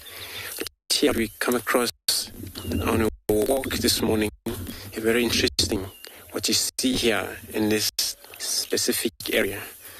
So what happened here, it's actually very interesting. This is a civet midden. Civet, they also do midden like a rhino, but it's so different because it's a small little Veveridae. It's not a true cat. It's under Veveridae family, and of course they are nocturnal. So for them to do this is how they don't want to, mess around the area. So they choose a specific area where they will defecate. And then what you see, they see a lot of a small segment of a millipede was eaten. So these animals depend on which season. So sometimes they omnivores, which they eat small birds, eat, type of a lizard, or go for mice as well. But a lot of time they would see in feeding on fruits. If I want to point out here, you see a lot of difference. If you come to this area, you see this is actually looks like a kind of maybe jackalberry, seed that I just pick it up. Okay. So yeah, this is that's what we're trying to talk about. We're just gonna move on here, leave this meeting alone.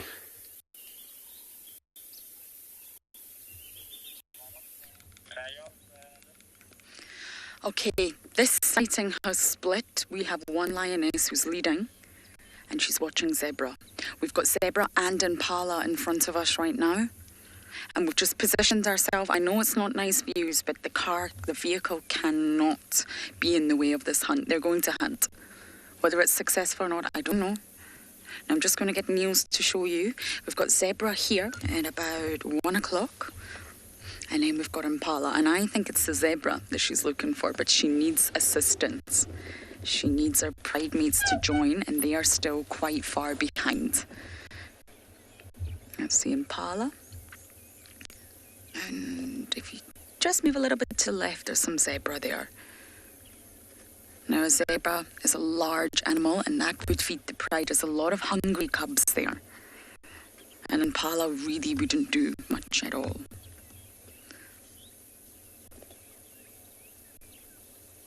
You just go left a little bit, Niels. There you go. There's the zebra. And that's what she's looking at. So we're going to go back to the lioness now, just to keep an eye on her, because we could easily lose her. She's moving. She's on the move. I think she's going back. No, she's looking. This is hunt mode.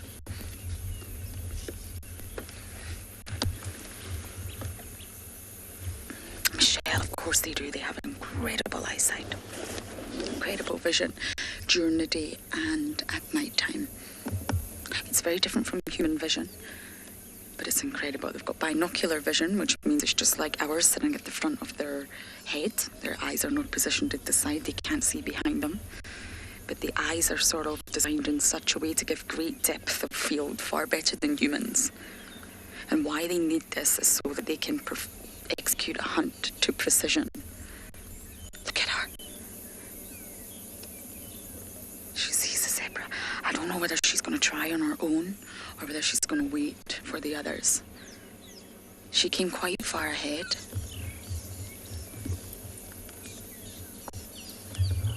This is what they saw from far away. I've only just realised that there's zebra here. But that entire pride knew from way back that there was zebra and impala here. Both of these prey species are none the wiser. They do not know they're being watched right now by a lioness. See, she's moving, she's keeping low. Exactly the same as leopards, cannot afford to be seen. Gotta stay hidden. She's not got rosettes or spots, but she is tawny. She does blend into the vegetation, especially in winter.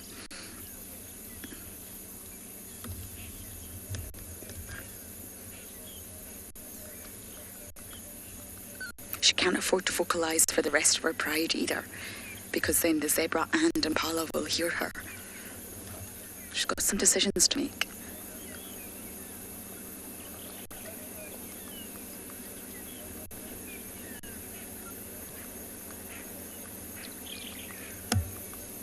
It's moving ever so slowly. They're hungry.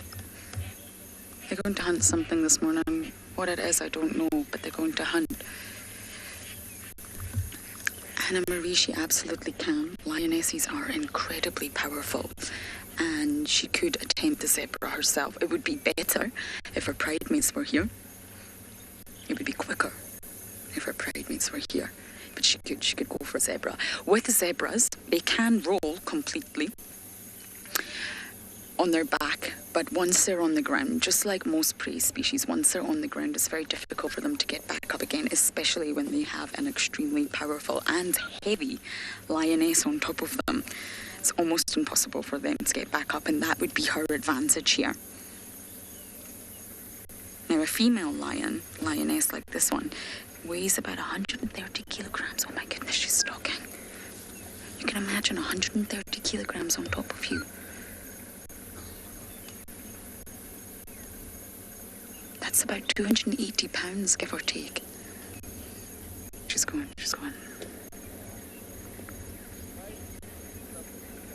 Can't believe this.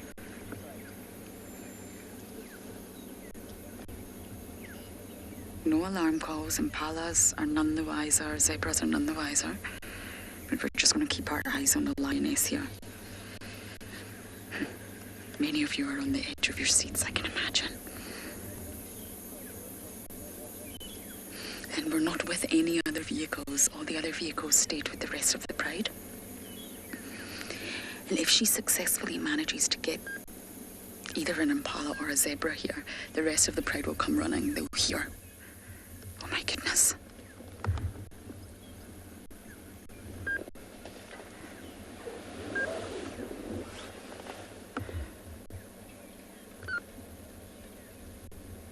Patience, a remarkable amount of patience. You know when you're all hungry or hangry, I get very hangry.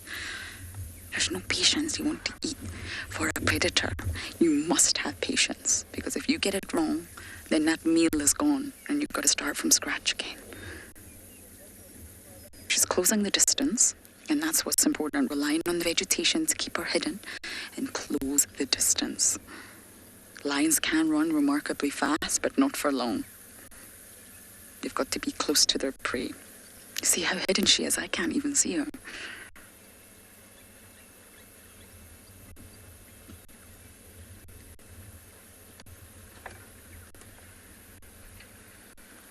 This may take some time.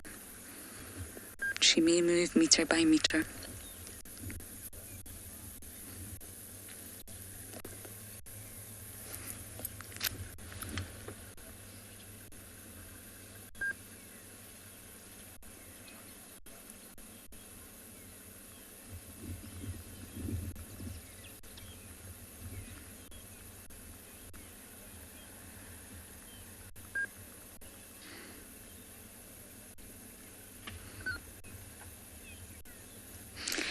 Kayla Fabulous, you're asking how long will they stalk the prey?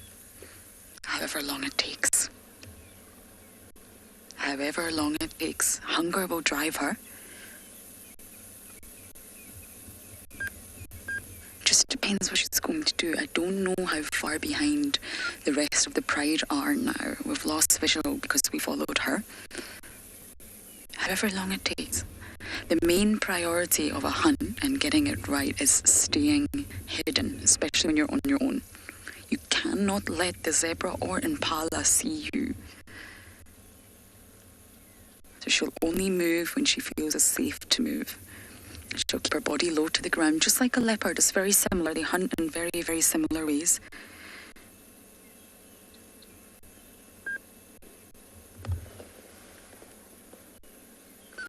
But normally lions have the advantage of cooperative hunting. They can hunt together, take down bigger prey.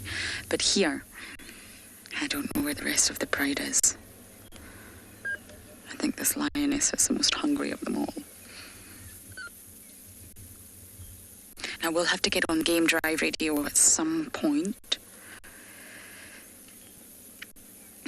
Jonathan, no, the radio would not interfere with the hunt. It's slightly annoying, the beeping, but no, it won't interfere with the hunt. But I will have to get on the Game Drive, I'm afraid.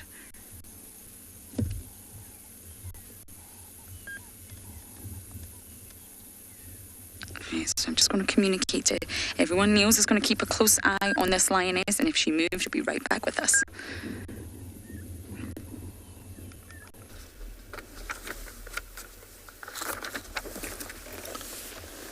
So back to our lions again. Seems like this boy has decided to sleep. So lions will tend to be active during the night and inactive during the day because of the heat. They take advantage of the cool weather at night because when the heat of the day is scorching, then they decide to take a rest. So the females have taken cover, and I think they'll not be waking up soon. But when the sun will be too hot, they'll go for a deep cover. So remember, we're coming to you live. Please, if you have any questions, hashtag Safari Live, Wild Earth, sorry. This is one of the best places to view cats. Big savanna, and lots of action may take place indeed. We have a bunch of torpies and zebras not far from here, but I'm sure with that lion concealed, that will be the best time for the hunt. So pride males will not associate themselves in hunts because they have the big manes, so that will make them exposed. So that is why the reason why the lionesses go for hunts. And with zebras around, they have very sharp eyes, so that guy is so much exposed. And I'm sure no one will be coming right away soon. So both the lions and the lioness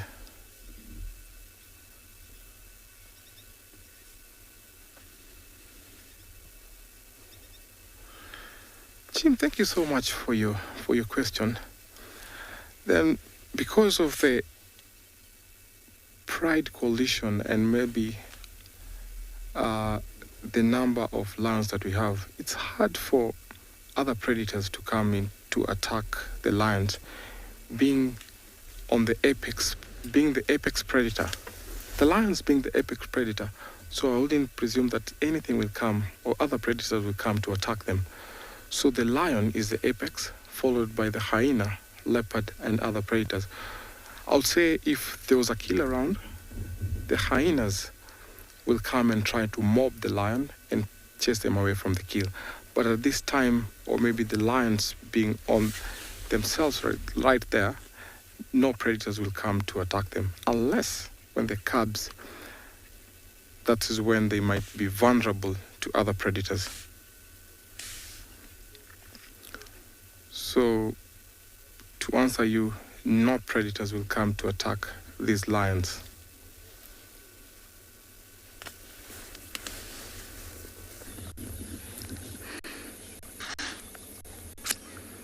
They got spotted. This lioness that we've been following actually didn't get spotted. Another lioness came in, and that was the one that they saw. The zebras ran. Listen, can you hear the impala?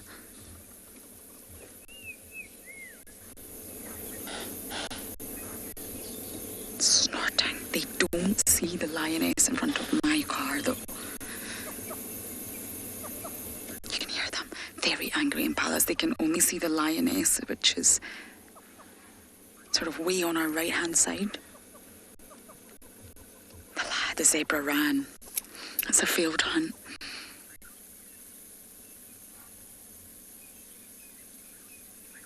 I'm sorry, lioness. Oh, there's another one, Neil. You see the ears behind this tree here, 11 o'clock? The entire predator here. Everybody's here. There's one behind the tree, and then there's one at 12 o'clock.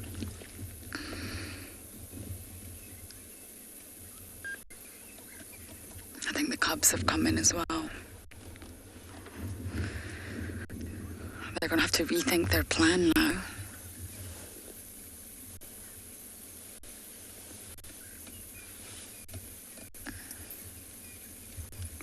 That's exactly what happens. It's not always a success for leopards and lions. Lions have around a 30% success rate in general. That's the sort of average figure.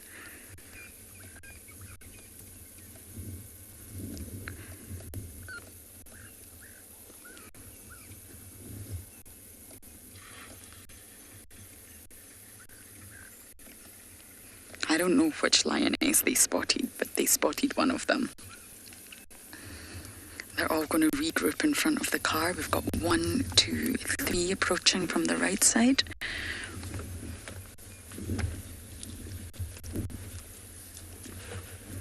Yeah, poor lions, I know.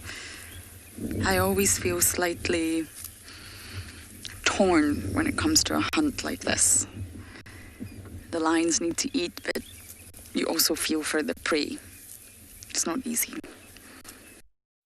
We're definitely going to hunt at some point. This is a hungry pride.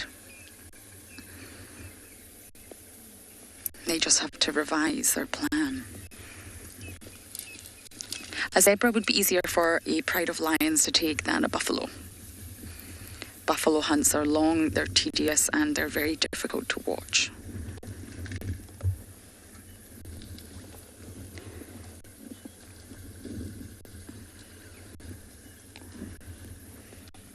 I wonder where they're going to go.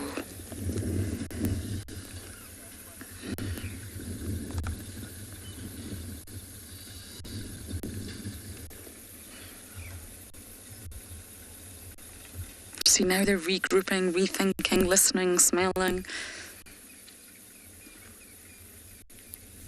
Probably disappointed, I imagine.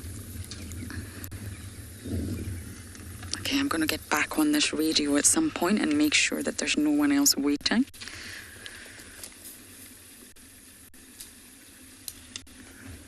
Everybody's regrouping.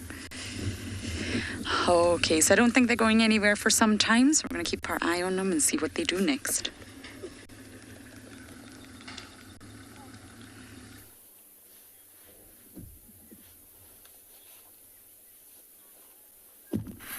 So our little fatty leopard cub is still feeding, has not stopped literally stuffing its face since we arrived in the sighting. It's quite impressive, actually. It must be putting away a fair amount of meat. I don't know how much a leopard can eat in one sitting. It's quite a lot, though. I feel like I read somewhere that a lion, which is maybe 3 times the weight of a leopard, could eat something like 30 pounds of meat in a single sitting. That's a lot of meat. So maybe this leopard cub's going to eat like a few kilograms of meat. Certainly not wasting any time. I wonder if it's maybe... So it's a more confident little leopard cub, but maybe it's slightly smaller than the other one. Maybe this other leopard cub was dominating the food. It certainly looks like it's quite tired. Perhaps this one was doing all the feeding earlier. Not restless, just trying to get comfortable. Super well camouflaged.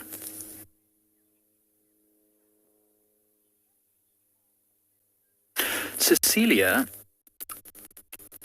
I don't know if there's a specific definition between a kitten and a cub, although certainly cubs are what you would call the youngsters of the big cats, and a kitten is more what they call the youngsters of the smaller cats. So, for example, a caracal, which is one of the medium-sized cats, is a kitten.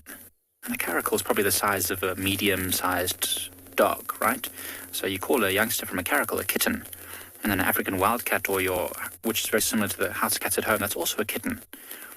Whereas lions and leopards and cheetahs are called cubs because they're significantly larger than all the other cats. So Cecilia, I think that's probably the main distinction.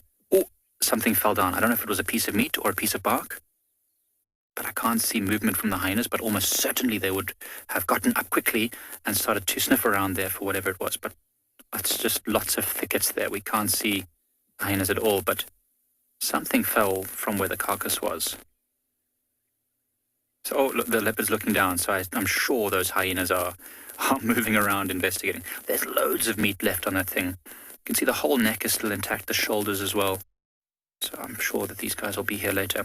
What we're actually going to do is we thought about maybe leaving the scene just for a short time to go and investigate what else is happening in the area, just to see if maybe we get a glimpse of the mother on the other side of the tree, or maybe there's something, elephant herd coming down to the waterhole, and then come back a little bit later because, you know, they certainly don't look like they're going to be going anywhere. There's plenty of meat there, they're nice and comfortable, and it's a nice cool morning.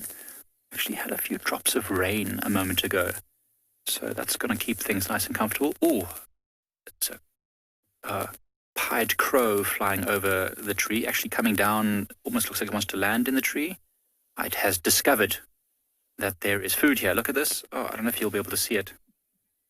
The pied crow is just flying past, landing in the tree behind it. So that bird will not be shy to try and steal a morsel or two if it can.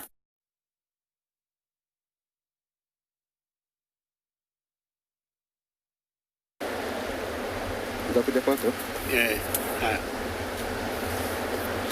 Well, pied crows sometimes have been seen to scavenge, just like the vultures maybe.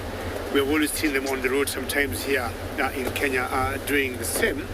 On that leopard kill is not unusual. Now, I have decided to come back to the Mara River. I've not been here for a couple of days, and I thought I'll come and chance and see if I could see a crossing, but also just being here and enjoying the rapids and seeing huge herds of hippos. It's something nice too. Not a single herd in sight, no wildebeest, no zebras anywhere near here, no topis, but I just want to listen to the rapids here for a couple of minutes and enjoy watching the hippos that haven't come out of the waters yet.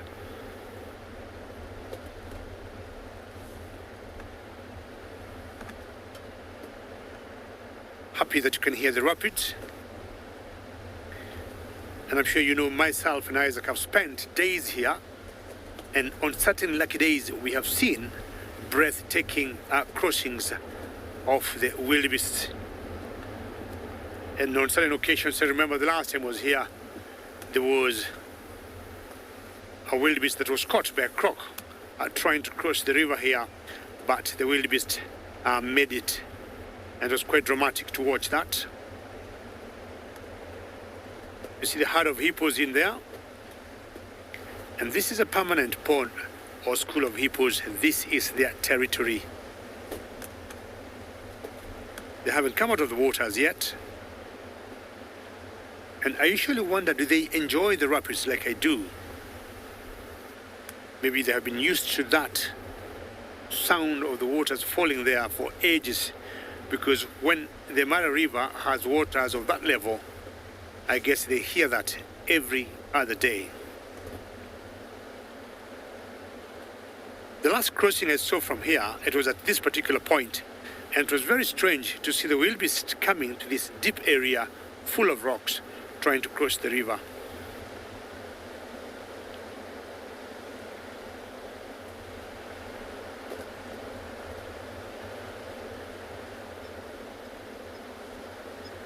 Jackie would like to know what kind of fish are in the Mara River. Well, we have different types of fish here, and I would say, Jackie, the catfish is the main one. Of course, I would imagine there are others. The catfish is the main one that we see here, and some of them are very huge, Jackie. And further out of the conservation area, further outside the Mara Game Reserve, we have seen villagers going to the river to fish them. The mudfish also is seen once in a while. I mean, I don't do a lot of fishing, or fishing is not allowed, Jackie, in the game reserve. But where the Mara River starts, before it comes in the Masai Mara, we have seen fishermen going to catch or fish the catfish mainly, and the mudfish.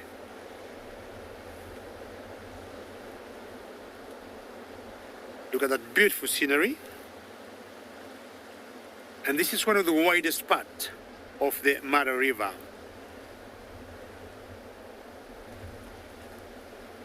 Feel very good to have come back here, because about 3-5 days I've not been here, and not seeing any herds building up. I'll be moving on, searching for something else.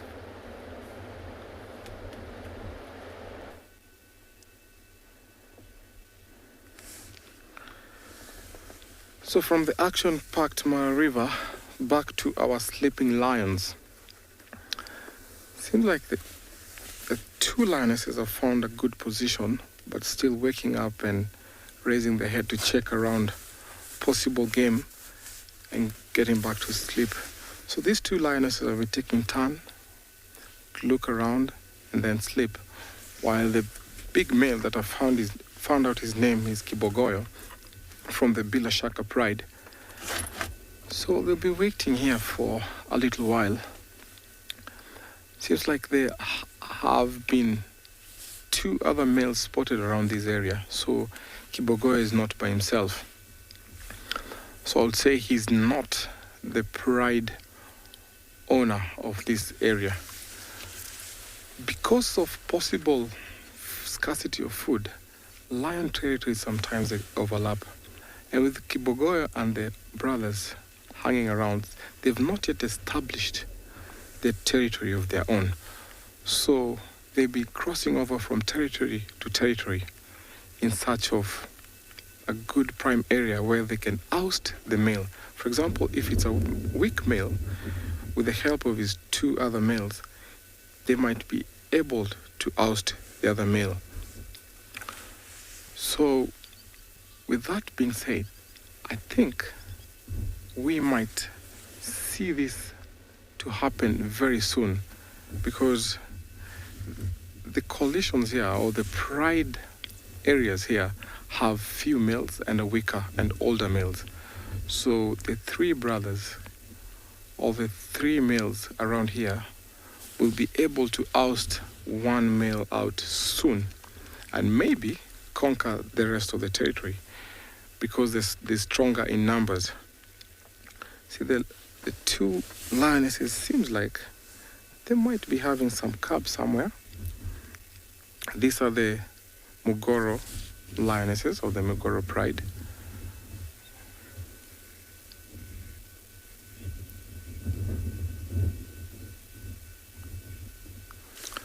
Sorry, come back with a question. I didn't get that very well.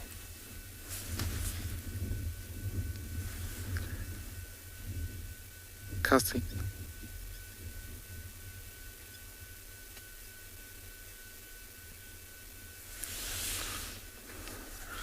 Casting, thank you very much for your answer, for your question. So lions became dangerous and they can hunt at around let's say 2, 2.5, 3 that they are able to fend for themselves and hunt. But for lionesses, when they're about 2.5, 3, they're able to be very, very strong and can carry on with the hunting game. Because when they're about 9 months, that is when they're introduced to the first kill, walking around with mom. See the lioness still raising her head and laying it down, because she had a movement of an elephant walking in the distance.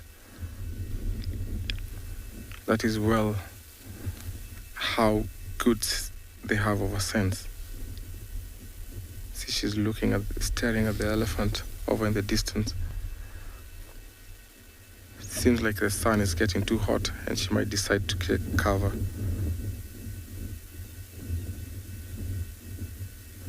She's not convinced that is a good cover for her.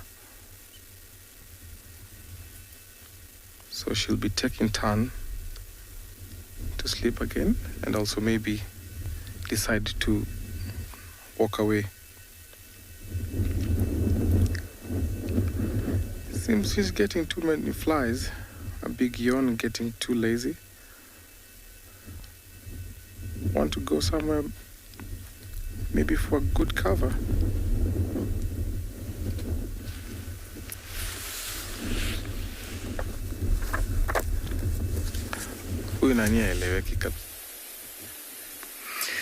Welcome back to Ambient Panda Private Game Reserve. We've been away for a little while, but in that time, Craig and I have managed to find a female cheetah with 2 cubs.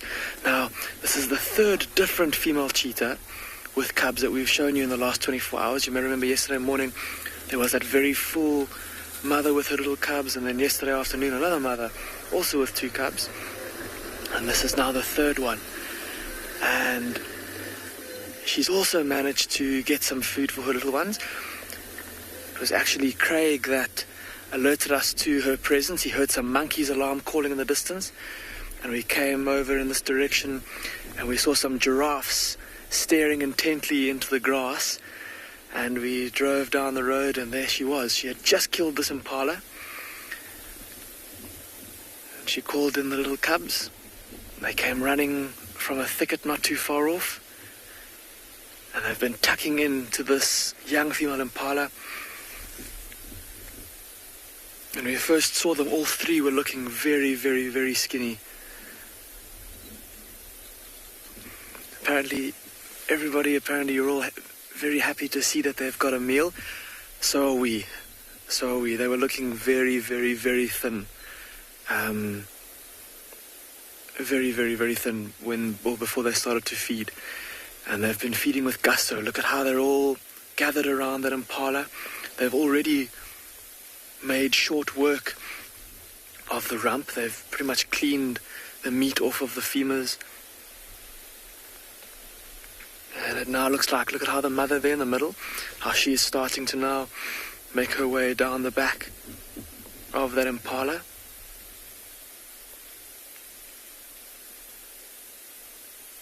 Look at that little cub with that bit of blood on its chin.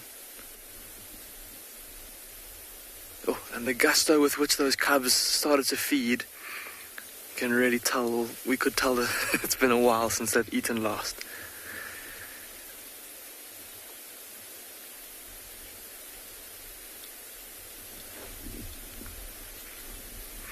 Amy, who's 11 years old, you're asking how many cubs a female cheetah can have at once. Amy, it's normally around 3 or 4, maybe as low as 2, but it can be as much as 6 or even 7. Can you imagine having that many little babies to look after? And the reason, Amy, that cheetahs have so many cubs, have a lot more cubs than lions and leopards in general, just on average, and the reason for that is that these cubs are a lot more vulnerable to getting caught and killed by other bigger predators, because cheetahs are much smaller and weaker than all the other big predators that we get here in the African savannah. So to try and make sure that there are at least some cheetah cubs that survive to adulthood, cheetahs have evolved to having more youngsters each time they do have babies. And look at how vigilant those little cubs are. They're giving mum a chance to get some feeding done. Shame, mum has just done all the hard work opening up the back of the carcass, and now her little ones just come and jump in and take over. Now they've all got a bit of blood smeared around their faces.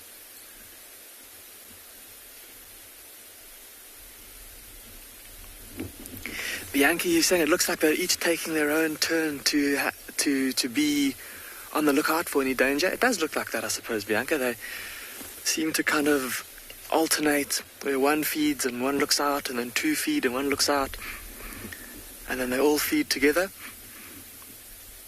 Whether or not that's intentional, it's hard to say.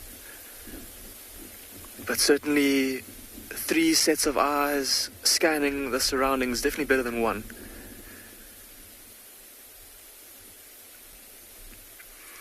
And often, I don't know if I have no way of proving this factually, but I've noticed that if a mother cheetah has youngsters and she's feeding on a carcass, she often, or especially older youngsters, she often appears to be a bit more relaxed whilst feeding, as if she knows that just having those extra eyes and ears, while those cubs are not going to be able to defend her against anything, they might be able to spot potential danger. And look at her chest, everybody, just below or behind her front legs, how it's still heaving quite a bit. That might be a combination from her exertion earlier of chasing this impala down and actually killing it, and then also her filling belly. I apologize if you are squeamish. Now would be a good time to look away, but it looks like she's starting to open up the back of the carcass. Nancy, you're asking if these cheetah have names. Nancy, they do not. We don't give the animals here at Ambient Phinda names.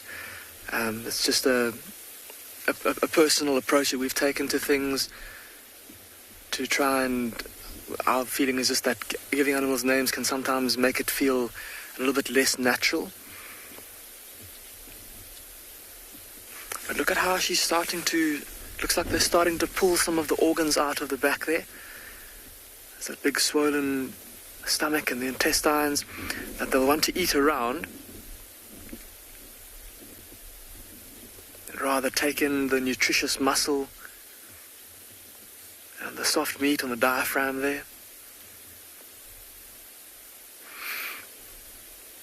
And just now looking at where those cubs came from when Mum started to call them, it must have been quite a chase, because they were quite a way away from where Mum actually brought down the impala. And of course, with the mother being as skinny as she was, that chase would have been probably a bit more desperate than if she was a bit fuller.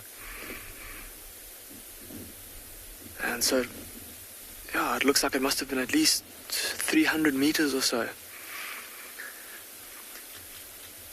But so good to see this mother cheetah with her little ones. Craig and I are going to keep on watching as they make their way through this carcass.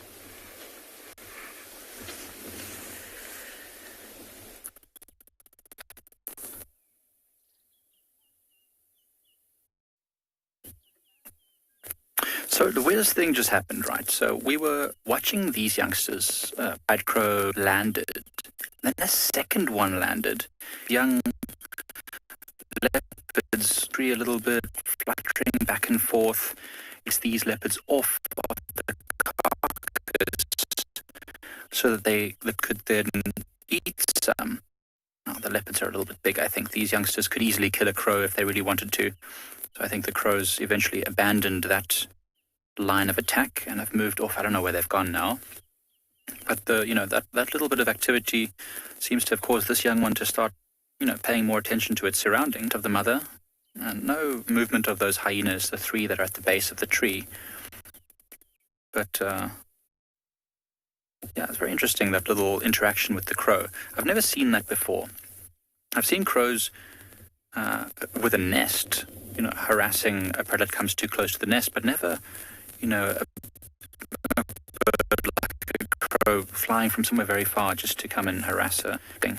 I really enjoyed that little interaction, and I enjoyed that the youngsters really paid them hardly any attention at all. They kind of knew we're in a comfortable position here. We don't need to worry too much about these crows.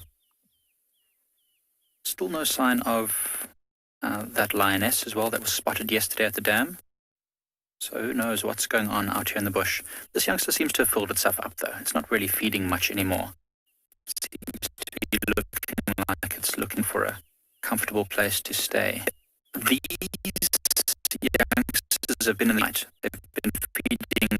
There was almost a full carcass last night, and now they've eaten a significant amount of it. So I think they were probably in the tree the whole night, and they'll stay in the tree as long as they have to come down. There's hyenas at the base of this tree, and so those hyenas could easily kill a leopard cub.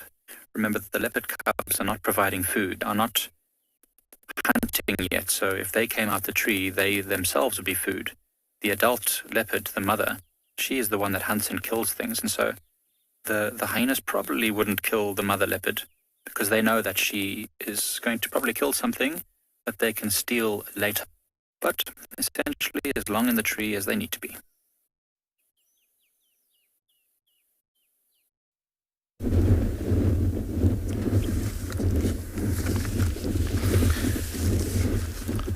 Hyenas are one of my favorite animals. And it's always nice when you find hyenas. But then back to our very lazy sleeping lions. They don't seem to be doing anything. He's not made a move yet. But the other lionesses are taking cover as soon as the sun gets overhead. They keep on following the shade. So this will be a good spot for them, but I don't think the male lion will be there for a while because it seems like it's getting hot even for us right here. Remember, we're coming to you live from the Masai Mara. If you have any questions or comment, #WildEarth or at the comment at FC on comment section on YouTube. This is by far one of the most exciting places to be. Lions lazing around. We have zebras up and about. Time to drink. Will be a good time for the lions to get for the kill. So, looks like this lion is healthy. Seems like he's been getting a good feed. Maybe he's been joining these lionesses when they go for a kill. That is one advantage lions take whenever lionesses have cubs, because they kill on a regular basis, and that means the lions will have a full belly, keeping them healthy. Lions can sleep up to the entire day. So I'd say from mid-morning up to evening, and sometimes they're known even to sleep for about 10 or 12 hours. And then when it comes to later on in the evening, that is when they'll start patrolling over their territory, trying to find something to eat. Seems like the lionesses is nursing by the look of the teeth. So with the two being together, they'll be very, very much protected of their cubs and the lion being around. This is one interesting thing, that when lions sleep around like this, the cubs will be left alone in the den. And that is when parental care comes in. You find that if they have a sister, if they have the male like that, they'll be taking care of the cubs. So Kibogoyo doesn't seem to be on his full prime. Sometimes you tell by the mane and also the size of the lion. But in other parts of Africa, you find that lions don't have big mane. But here in Masai Mara and Serengeti, we have lions that have big mane, and they tend to be dark in color. You can also tell by aging the lion by the scars that they have, because the more scars mean that he's been in very many fights and he's old enough to defend the territory. So here, He's lying down right next to the croton bush. A good remedy to keep off the flies. So that is what lions take cover in, and making sure that they don't get lots of flies around them. Yes, the lions are so relaxed, thank you. Being the apex predator, you don't have nothing to fear. Anything to fear around, so you lie down anywhere you want.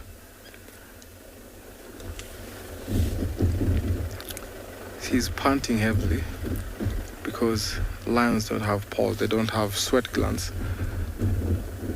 So they need to take shade, to be in the shade and relax at most time of the day. No flies, seems like a very relaxed and cool place to be.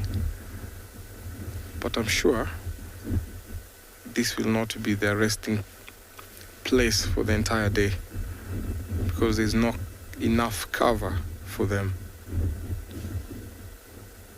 I've often seen lions sleeping and wonder what if they're dreaming and what they're thinking about. So most of the time you find that they don't like.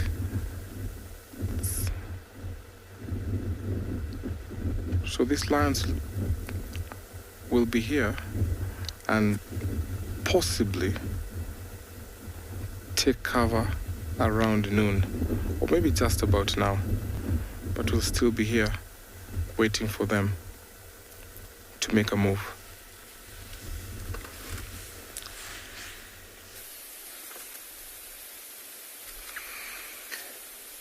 These cheetahs are still making their way through the carcass. The cubs still busy feeding. And Mom, a few moments ago, had something catch her attention, and she suddenly sat up and started to look around. That cub that just walked past and flopped down. Have a look at how full that belly is. I know it might be tough to see there through the long grass. If we just have a close look, you can probably see, oh yeah, look at that bulge of that little cub on the left there lying down. Mom's belly also starting to bulge a little bit.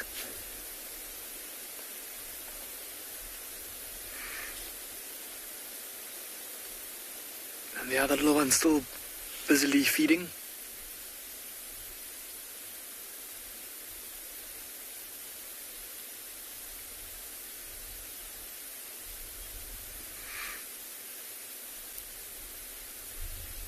They've made quick work as well of it. They'd already cleaned up the kind of the rear end of the carcass, and they're now making their way along the back. Here we go, Mom's going to come back and start feeding again now too. Look at her tummy though, it's looking much better than it was earlier. Sure, earlier we could almost just about start to see her ribs sticking out the side of her body. Definitely been a few days since they last ate. Joining her little one once again at the carcass. Now, these two little ones,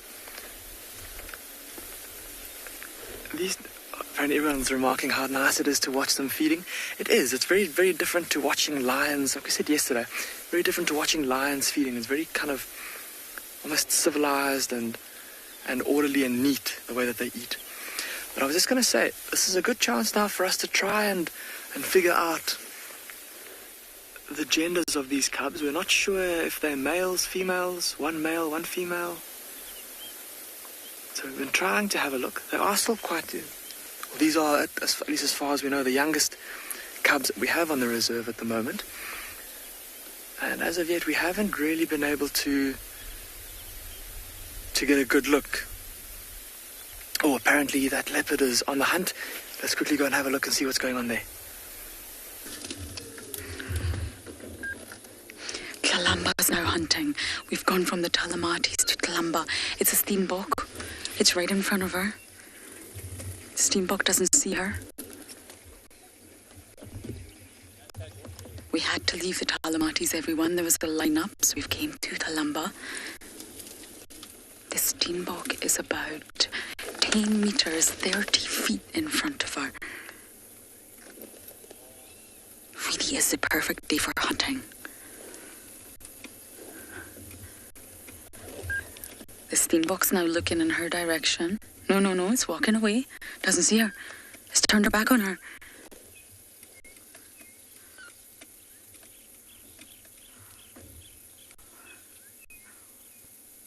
It doesn't see her.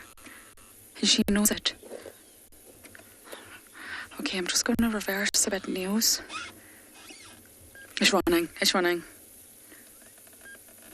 I don't think it sees her though. We're just going to move. Just marginally, now that she's much further up ahead.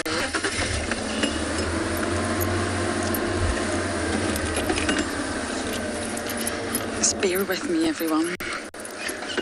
It's not been an easy day for following animals off-road. Okay, she's running. Sadly, there's another vehicle.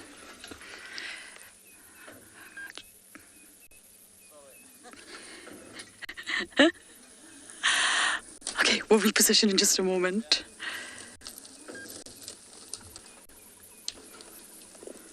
Apologies. I can see the steenbok, but I can't see Tlalamba.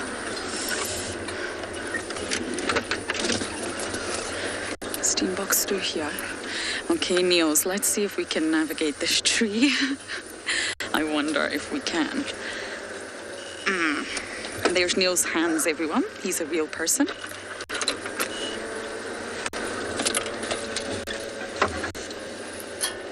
I'm not sure we can do this, everyone. Sorry, Kirst, we're a little bit stuck. We're stuck. The lamba's there, though. The steenbok's there. But we can't move. The antenna's got stuck in the branch, I'm afraid.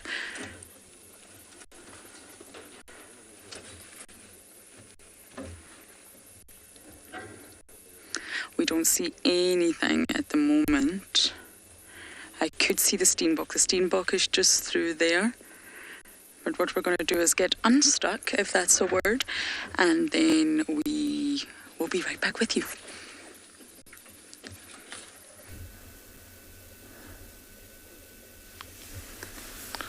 So back to our sleeping lions again. It seems like nothing is going to happen as much. So I'll decide later on, let's say in a few minutes from now, to carry on trying to find something else, because there's lots of action here in the Mara. We have David at the river waiting for the wildebeest to cross, and we have some zebras up there, and they also might be joining the wildebeest in the river to go and cross. So we'll be leaving this Mugoro Pride, the two lionesses, with Kibogoyo to sleep around, and I'll just drive around and see what else to find. Seems like they had a very, very tough night. You can tell by how far they were from this spot where they're sleeping. So in most attempts, you find that out of 5 attempts, maybe 2 are successful. So not sure how many times they tried to hunt. Until they're successful, then they'll be taking turns to rest for a while and go for something else. And also maybe take advantage of the situation, resting here at the water point. So with that going on, I'll just drive around and see what else to find here in Masai Mara.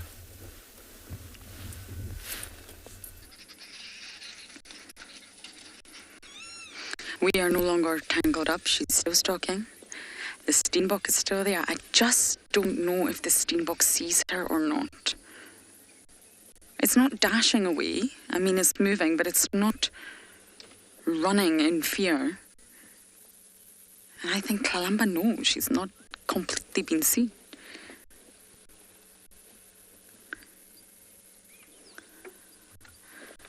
Look at her just blending her way into the background there.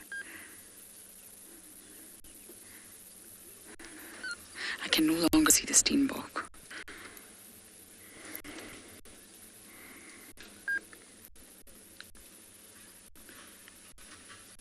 like the lioness. You see the exact same technique.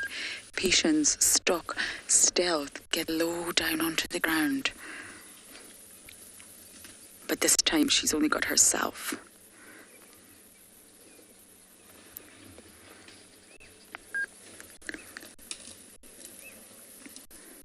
I'm not going to move the car just yet. She's not far enough ahead for me to move the car, so let's just see what happens.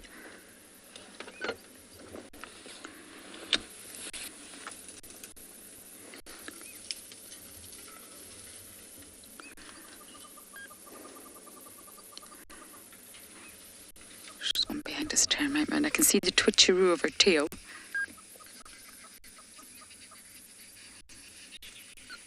Let's just see if she springs out the other side. Launches. Okay, let's move, Niels. Let's hope we don't get stuck this time. That wasn't a great idea, was it?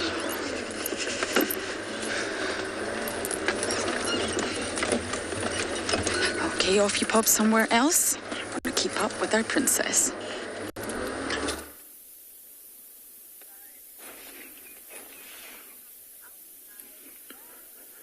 Oh my goodness, guys, have a look at what we just found. So we're looking for these lions. Come around the corner and we see these impalas all staring in one direction. And I'm going to be completely honest with you. We were looking at potentially the lions coming through. And they were looking at this guy.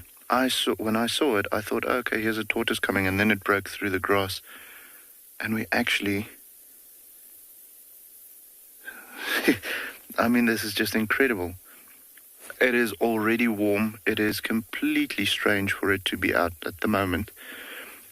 But look at how fast he can move. You know, you always think that they can. So we're going to go back to the leopard quickly, guys.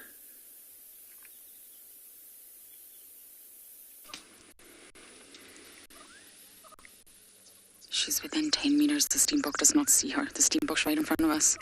We've got perfect views. The time is now Kalamba.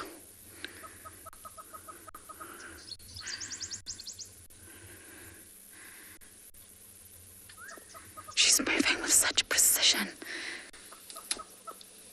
I feel that Steenbok is slightly suspicious, but definitely unaware of her presence. Maybe just slightly suspicious as to why Wild Earth is following the Steenbok. Why me? Why are they filming me today?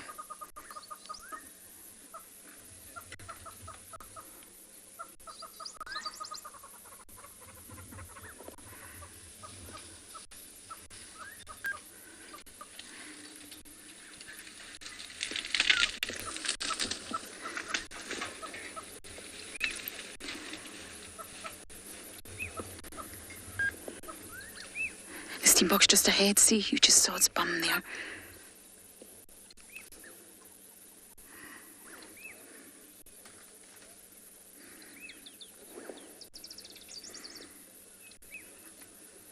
Come on, Kalamba.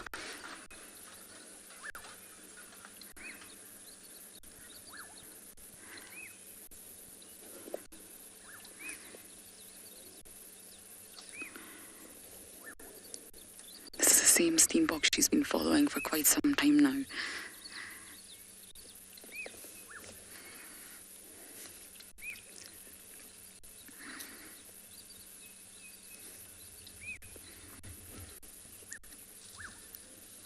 Okay, now that she's gone out of sight, we can move.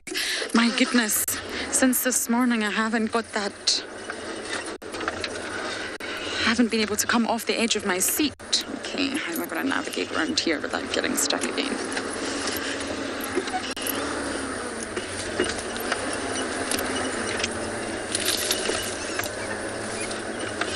There's another vehicle there, but I don't want to interrupt her hunt. It's really important that she gets this.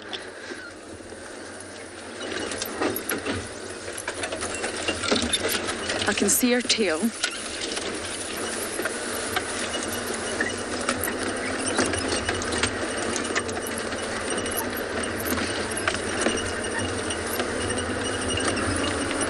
Okay, we're almost going to get a view. We just need to get around this termite mound, and we should be able to see her.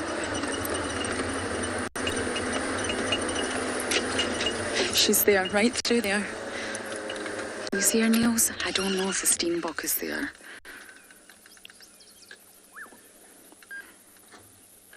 I can't see the steenbok, but she looks like she's still in full stock mode.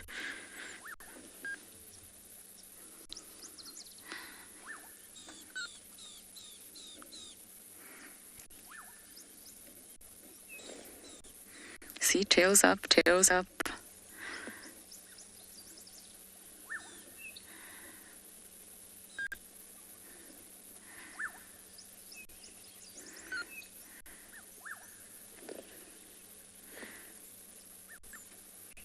She's running with her tail completely up. Remarkable.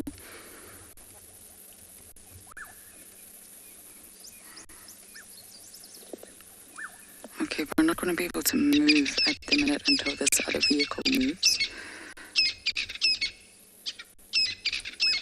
You see how much energy goes into attempting to hunt? It's not easy, it's not quick.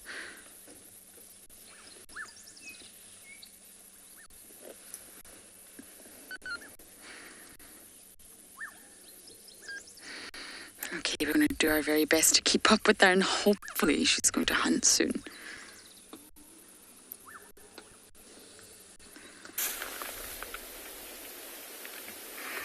What a crazy morning it's been.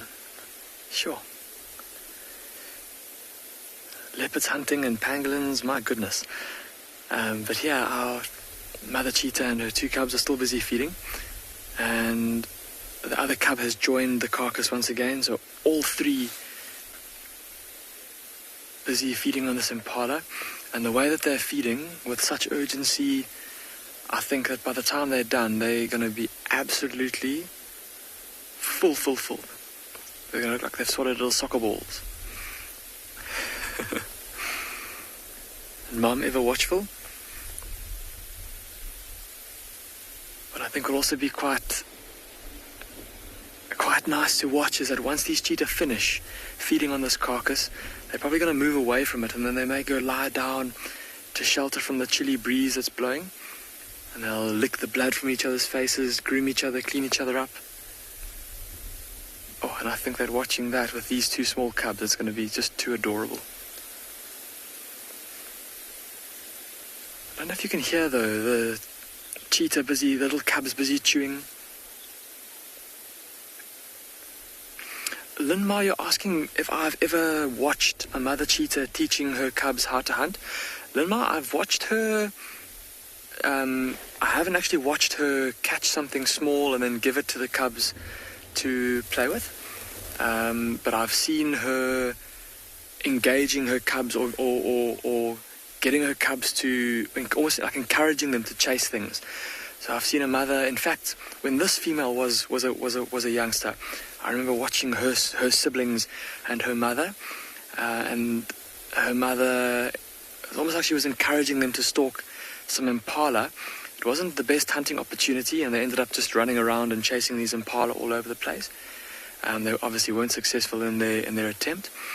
But then I've also seen a mother cheetah with a youngster, quite a big youngster, quite a bit older than these ones. I've seen her stalk a fully grown wildebeest. And now there was no ways that she was going to actually try and tackle the wildebeest. But it was almost like she would stalk a bit, wait for the cub to join her, and then carry on stalking, and then wait for the cub to join her, as if she was just encouraging it to try and chase the wildebeest, just to get those muscles developed and that stalking technique developed. And I've heard other rangers also from Ambionpinda, they've seen similar things where a mother cheetah has taken her youngsters to something like a wildebeest or something large that the cubs are going to be able to chase but are not going to be able to bring down, and then encourage them to try and chase it. I've just remembered, a couple of weeks ago actually, we did watch a mother cheetah catch a grey duiker, and then the cubs were very small. The cubs were about the same age as these cubs at the time, and she tried to give the duiker to the cubs, but you could see the cubs were too young and too small to be bold enough, and also to really have that instinct having kicked in just yet.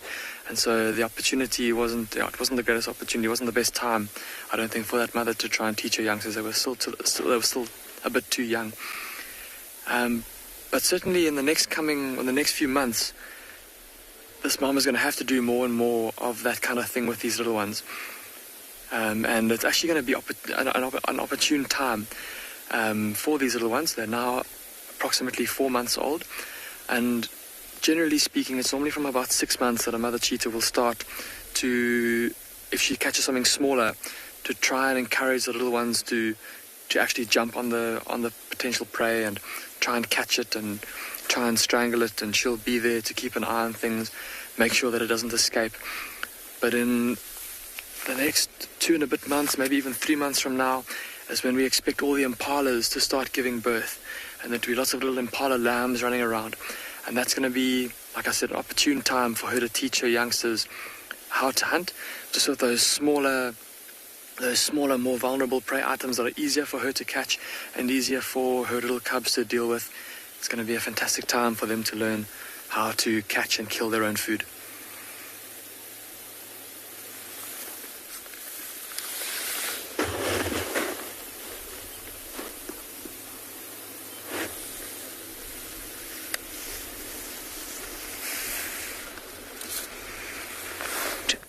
Right past the Steenbok.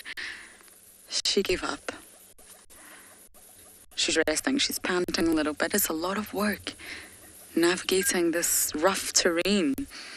I almost threw my cameraman off on a vehicle, so you can imagine how it is for Kalamba. So she's just resting on this fallen over marula, probably trying to figure out her next target. Hi, princess. You look so like your daddy. It's unbelievable. And the sawing, I believe some of you heard sawing on a dam cam. It was Kalamba. She was really not too far away from the dam cam in the Mulwati to the south.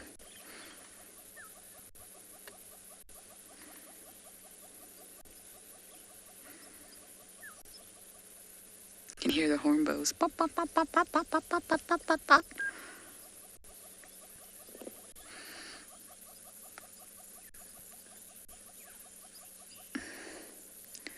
Roshini, you're asking, what does the tail indicate? I'm not sure what you mean by that. Kirsten will explain. Do you mean when she puts it up, or? Well, the tail is necessary as a tail, but when she puts it up, which is what I think you're referring to, when she sort of curls it up like that, what's she doing? We call that the sort of white flag. So it's white on the underneath. If Niels just zooms in, you'll see on the underside there's a lot less rosettes, and it's mostly white. So it's like a sign of peace. I'm a leopard, I'm a predator. I would normally eat you, but right now I'm not going to eat you, and I'm just walking on by. But actually she would eat you.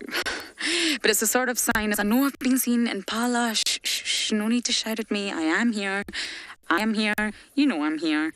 It's a white flag. So yes, it's used a lot in body language, and when it twitches, twitch, especially if she's twitching at you, at the vehicle, or a human on foot, that's a sign that she's not happy. You must pay attention to that tail. A lot of animals, or mammals at least, use their tail to communicate. Now, of course, in fish, it's completely different, but in mammals, they will use their tail to communicate. Even elephants will use their tail to communicate.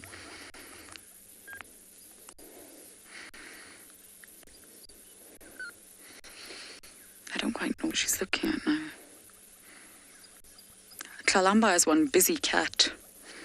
She never stops.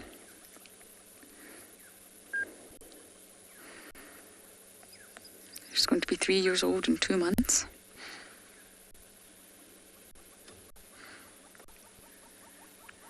I think 2021 was the Kalamba, early 2021 was the Kalamba with her first litter. Could also possibly come by the end of this year. That's a large possibility.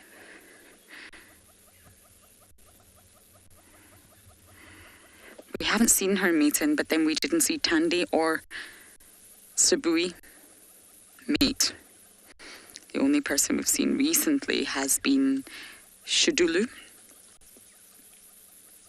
And of course, Tingana's now mating with Nsele up in Buffelshoek.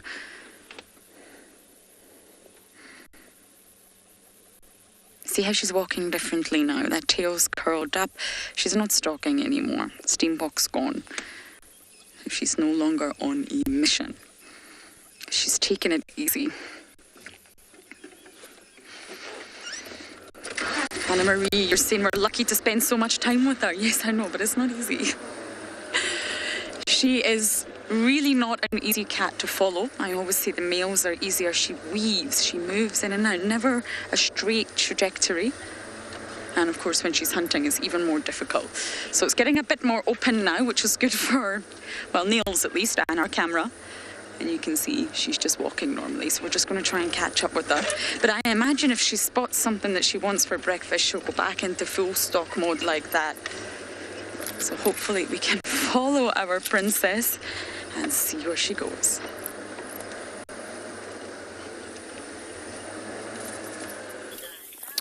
It's beautiful in a leopard. So we thought when we stopped for pick up some flowers, and then again, I know we left the physical tree because we were, pretty much excited seeing fresh leopard tracks in this area. We're busy following, but you can see this is actually it's called gardenia tree, bushveld gardenia tree. And then, of course, it's kind of a medicinal plant as well. If we find the trees again here, I'll point it out.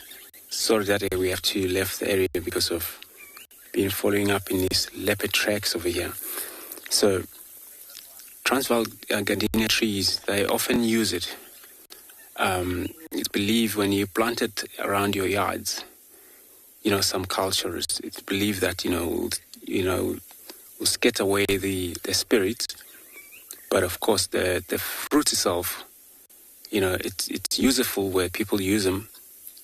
Special sangoma, they can squash these fruits, put in the water.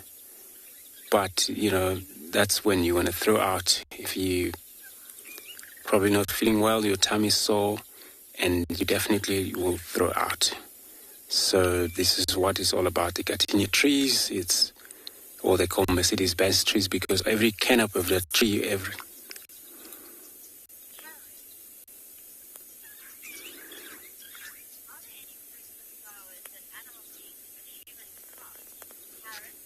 Karen, yes, indeed, it's a very good question. That so many of the fruits in the wild, many of them eatable by human, but this specific one that I'm holding here, I know it's only flower, but it's not yet for the round fruit. It's not actually eatable, but elephant can eat them, as well as kudu can eat them as well. But only it's good for a throw out, so that's why we cannot really eat it. We cannot consume in this. But there is other fruit as well as with sausage tree. We can't eat them, but the hippo can eat them. So it's quite a few plants or fruits that are eatable for animal, but not eatable for humans. Some are eatable by human, but not for maybe animals. So it's quite a few of different species of these fruits around in this wild.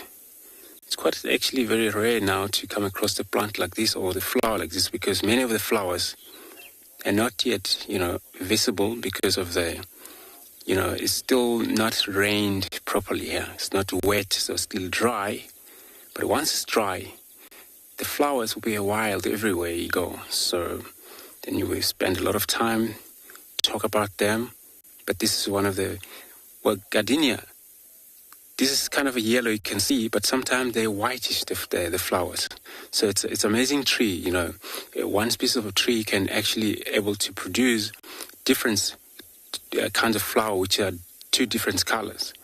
So, but I only pick up this one because it was the only one that was falling down from there. I didn't want to take anything from trees because eventually, once you take it there, then you kill the germination of beginning of the fruit. It won't grow up well. So yeah, we'll carry on, track for a leopard to see how far it goes. You know, it could be maybe last night, but let's find out where it goes.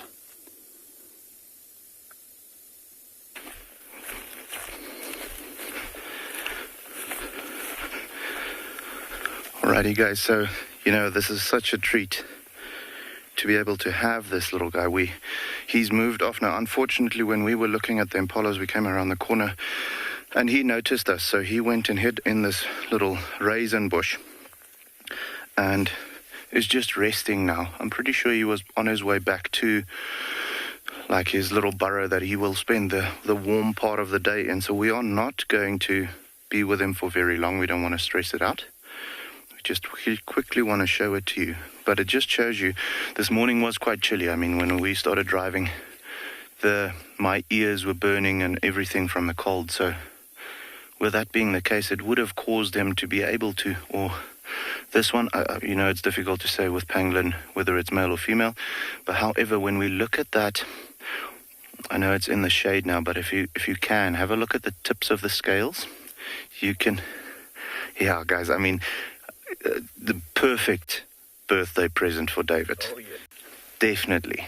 And for myself, I'm going to be honest with you, this is my first pangolin that I'm seeing, a wild pangolin that I'm seeing at Tswalu. With me being here just over a year now, when I started it was summertime, so with that being the case, they were active only at nighttime, and then the whole COVID thing struck, so we weren't out as much during the wintertime when they are active during the day. So I haven't gotten to see a pangolin of my own. It is not my first pangolin, however. I've seen some in the Klaseri and in the Sabi Sands and so on. But yes, this is just, I mean, when I saw it, I could not believe my eyes. I'm going to be completely honest with you. But yeah, to come back to what I was saying about the temperature, with it being so cold this morning, that would have caused him to be out for a little while longer, just foraging. We haven't had really good rains yet. Well, we haven't had rain yet, just a drip here and there. So the termite activity has been slow. So that would also cause them to be a little bit more hungry, But he's looking in great condition. Have a look at those scales. What I was wanting to say about the male or female, if you can have a look at the golden brown, almost like an edging on the scales. Typically, and this is not, it's just like with giraffe being dark, don't use that as a means of determining male or female. It is a gene thing, but typically we've seen, from what I've heard from the oaks over here, the more golden brown colored pangolins are usually female, and then the males become a darkish gray coloration. So I'm leaning towards this one being a female. But like I said, it's difficult to really say. You'll have to see the toolbox to be able to confirm it completely.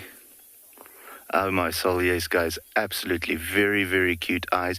Not the strongest of eyes, as you can imagine. If you look at the size of the eye relative to the animal's body size, normally when you look at animals, the senses that are the most pronounced, so the biggest ones on the animal's body is the one that they use most often. So if you have a look at the tongue, that nose, much more developed. So their eyesight not great. But very keen sense of smell, as they should have, because they need to be able to smell termite activity under the ground and so on. Hearing to a certain level, also very good. It's always good. You normally, when you find eyesight being bad, the hearing and then smell is very good, and the other way around. Typically with eyesight being good, one of the other senses might not be as good, but just an awesome surprise. It just shows you how unpredictable the bush is, and that's what I love about my job. Just, every day has something new to offer. We are busy tracking lions like maniacs, and then all of a sudden we look and we see these impalas staring, and we're like, okay, bingo, we've got these lions. They must be around the corner, and here they're staring at something much more impressive. It's just incredible to be able to see this. And yeah, guys, I mean, obviously, with them digging for the... guys, I'm so happy that you are also able to share this with us. It's just... I mean, I'm struggling to keep my emotions intact at the moment. It's just so beautiful. Yeah. But with them digging... or burrowing for where they spend their time when they're not feeding, but when they do feed, digging, they mostly feed on termites, but also ants. Very much like an aardvark, also having that long tongue. So they dig a little bit, and then when they find the little tunnel networks of the termites, they then stick their tongue in there and just gobble up all the termites. Very high in protein, but as you can imagine, with a termite being so small, they have to feed on quite a bit of termites during a night or wintertime during the day to be able to fill their bellies. But yeah, just incredible. Have a look at that. So cool. So guys, what we are going to do is we're going to, keep our distance a little bit, not be with them at the time, and just see if he maybe gets active. Then we'll show it to you again. If he doesn't get active, we're gonna move on and let him do his own thing. Okay.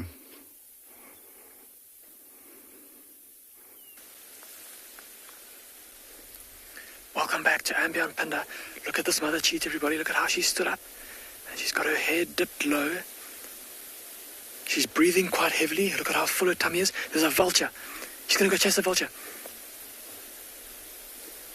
I thought she was going to go and try and chase it. So I was just going to say, this carcass has only been on the ground for a couple of hours, and already there's vultures that are flying in all around. And the mother's starting to look a little bit nervous. She's breathing heavily. She's looking around her quite, not frantically, but she's looking around her. She's keeping a careful eye on the vultures. The vultures are all swooping in, being very brazen. Look at them all flying. Look at that. How she's lunging towards him with her tail flicking. Very typical body language of a big cat, a flicking tail, showing irritation. Oh my goodness, and there's just vultures pouring out of the sky. 1, 2, 3, 4, 5, 6, 7, 8, 9, 10, 11. There's at least 12, maybe 13 vultures that are all pouring in from all different directions.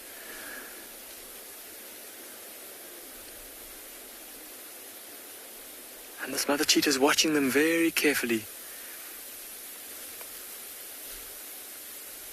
2 of the vultures are on the ground. They're keeping their distance for now, but I wonder if, as they gather numbers,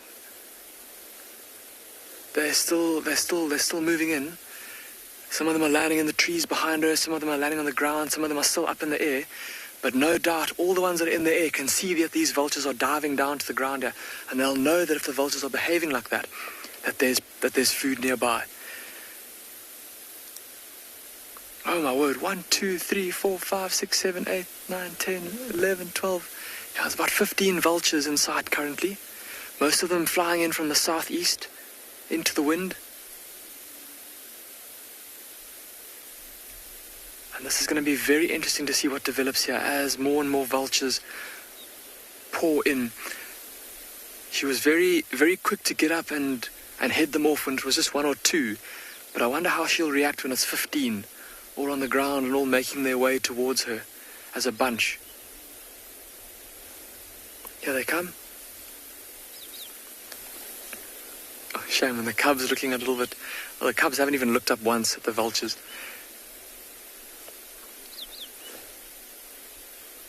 How fantastic is that? Jackie, you're asking if the vultures will be a threat to the cubs? Jackie, I don't think so, no. The vultures are here only for the meat on this carcass. And while they might try to drive this cheetah and her cubs off of the carcass. I don't think that they'll try to actually harm the cubs.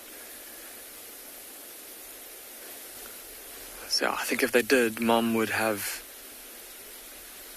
or the vultures would, I suppose, risk injury, or a vulture would risk injury from from the mother defending her little ones. And look at how now that cub on the right is looking where its mom is looking, also looking up at the vultures. It's noticed that Mom is maybe a bit tense.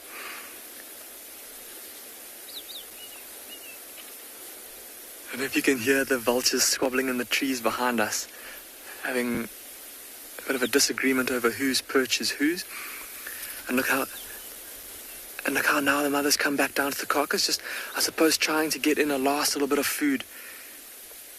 Look at that cub. It's trying to cover the bits of the carcass with grass. Look at that. The cub on the left. It's using its front paw to try and almost shovel grass onto the innards. And that's the kind of behavior that it will use later on in life as an adult cheetah, trying to cover up its kills from this, trying to conceal them from the eyes of scavenging birds like these vultures. But yeah, like Kirsty was saying in FC, she's not doing the cub isn't doing a very good job. I suppose it might be the first go that it's having at doing this, but it shows that the instinct is there and that it's got the right idea. But you're going to have to do a bit of a... Oh, here we go. It's getting a bit more stuck in. Very good, little cub. It's almost like it's going off balance. Its tummy's too fat. It can't balance when that other paw lifts off the ground. And interesting now, so most of the vultures, there's a couple vultures still overhead, but most of them have landed in the trees behind us. There's still two on the ground, and the mother cheetah's kind of ignored them, and she's ignored the ones that are in the air, ignored the ones that are on the tree. It was interesting that it was just when they were on the ground and close by, that was when she reacted. I think that she's done enough for now to keep them at bay. But how exciting was that? Craig and I are going to sit here in anticipation to see what happens when more vultures come out the sky. I can see a few more off in the distance, and we'll let you know if anything changes here.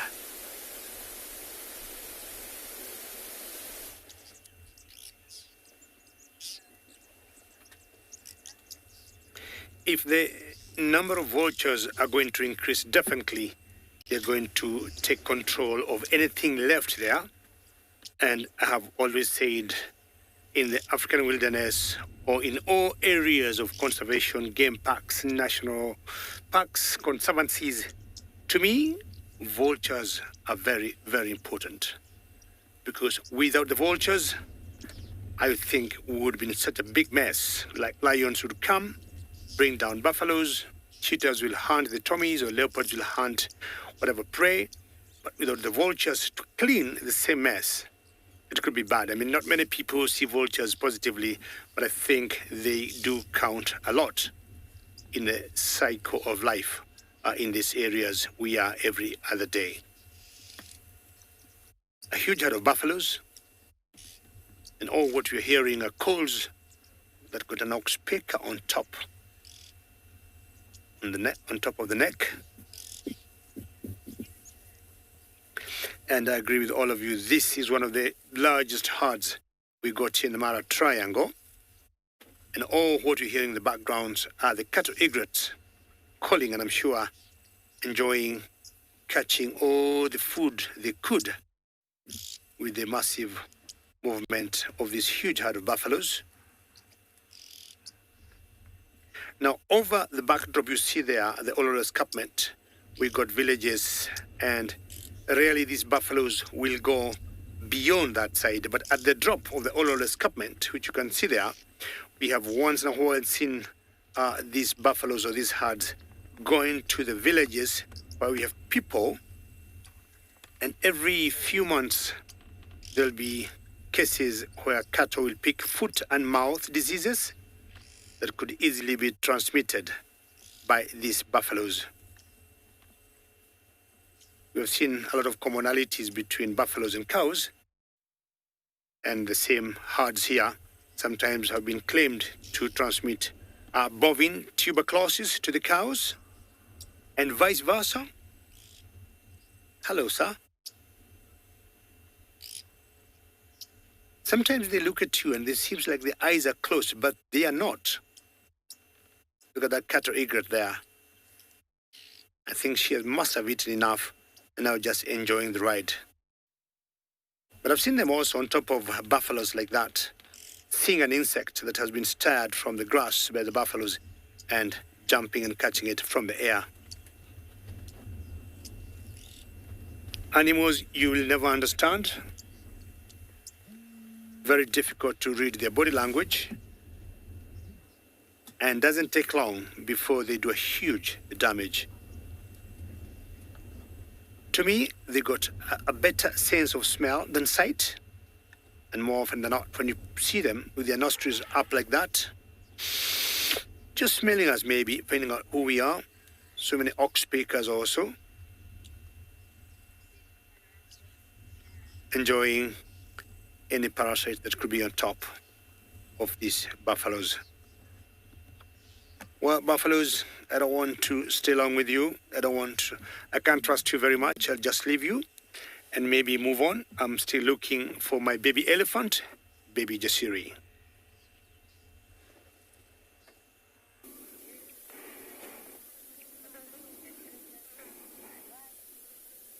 Alrighty guys, so still not a lot of action over here. So when we're finished showing you this beauty, we are going to move on to not, it is getting a little warmer now, so I don't want to stay with it for too long.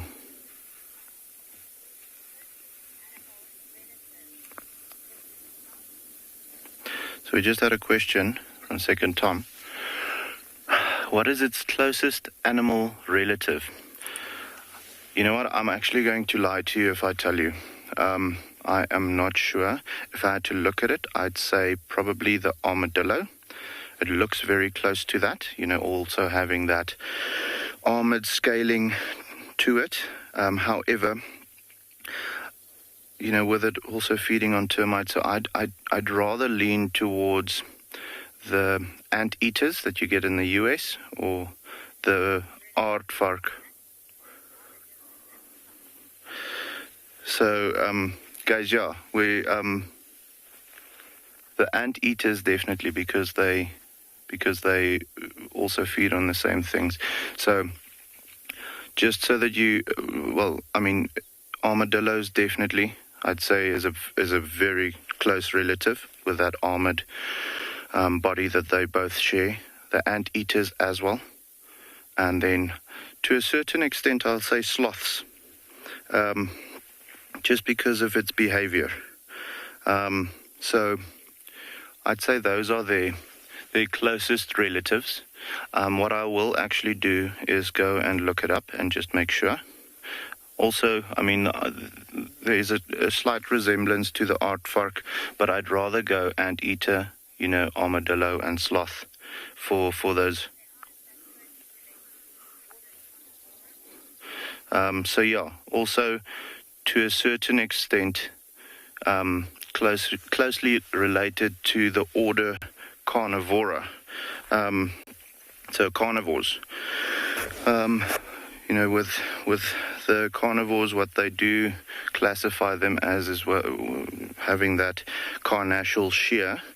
Those teeth that they use to slice through meat. Now, these guys don't do that. They feed on termites. But, obviously they do need to, chew their food before they swallow it and so on. So closely related, not part of the order, though. But yes, closest relatives, anteaters, armadillos, and sloths. You guys are welcome to go and have a look at that as well. I will do so myself and then get back to you either this afternoon or maybe throughout the drive. But I'd say that would be their closest land-based relatives. But yeah, very, very cool animal, guys. Also if you...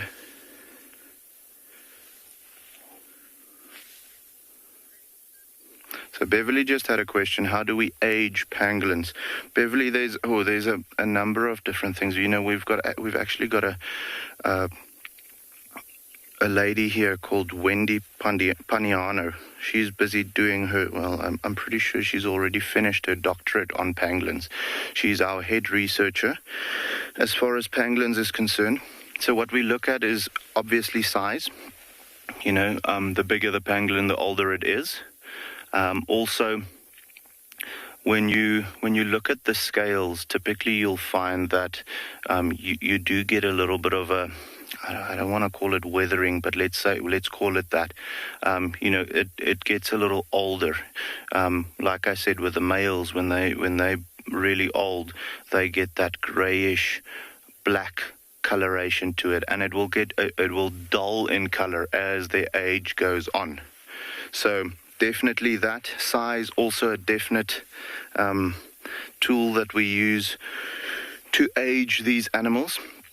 But then you know, when you go into the science of it, they'll probably look at teeth and reproductive cycles and all of those things. Wendy's going to be able to give a far more, you know, extensive answer to those things. But what we use around here as guides, typically to age the animals, is size and then the coloration of their scales, how dull it is. The younger the pangolin, the more brightly colored it will still be. And when I say brightly colored, it's not going to turn from yellow to black. It's just going to have more of a shine on it when it's younger. So it looks almost like you've varnished the animals. And as it ages, that coloration on the animal will fade a little bit. It'll get a little bit more dull. So yeah, that's what we use to age the animals, pangolin wise. But yeah, guys, I don't think we're going to stay with this little guy too long, or little lady for that matter. We're going to let it be and get it to a burrow, or let it get to a burrow, and then, you know, just enjoy having had this sighting for the rest of the morning.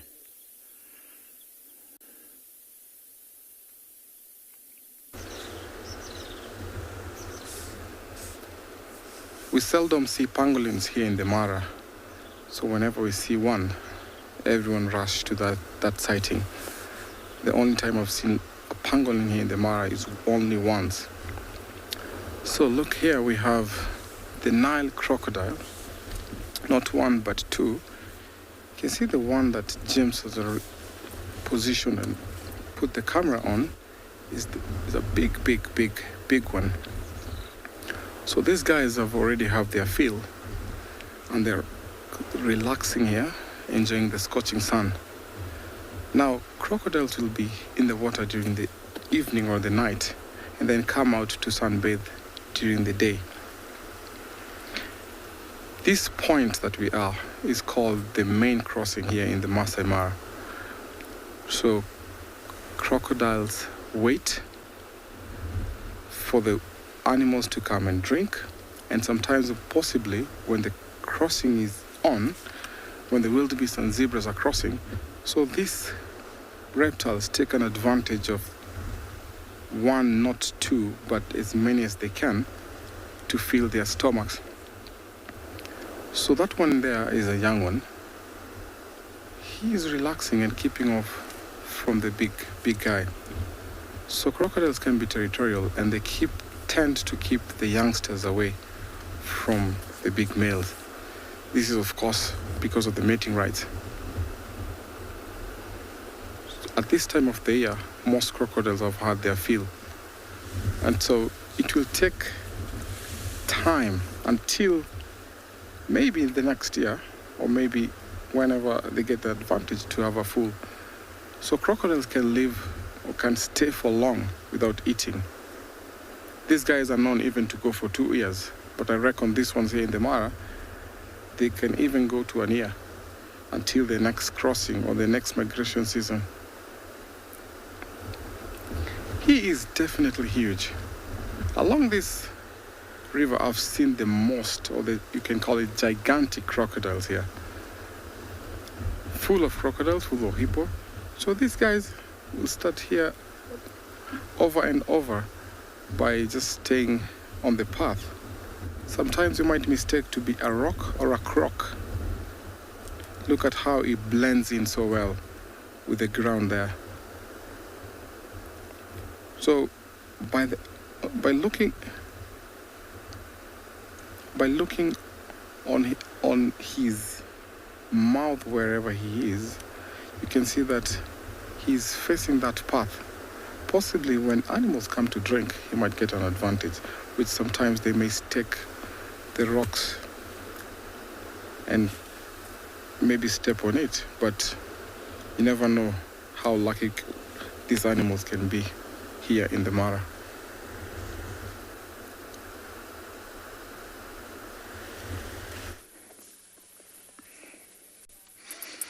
Well, we finally managed to catch up with our stationary princess. My goodness, that's not been easy.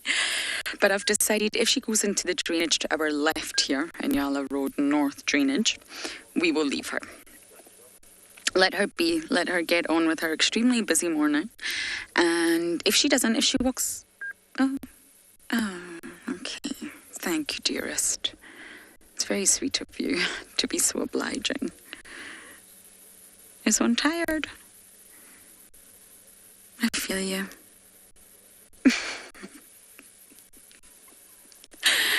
Okay, she maybe won't move anywhere, but this is Tlalamba. Even Kirsten said, no doubt, we can never predict what this cat's going to get up to. But if she walks down the road, we'll follow. But if she doesn't, I'm making the decision that it's time to leave her if she heads on into the drainage.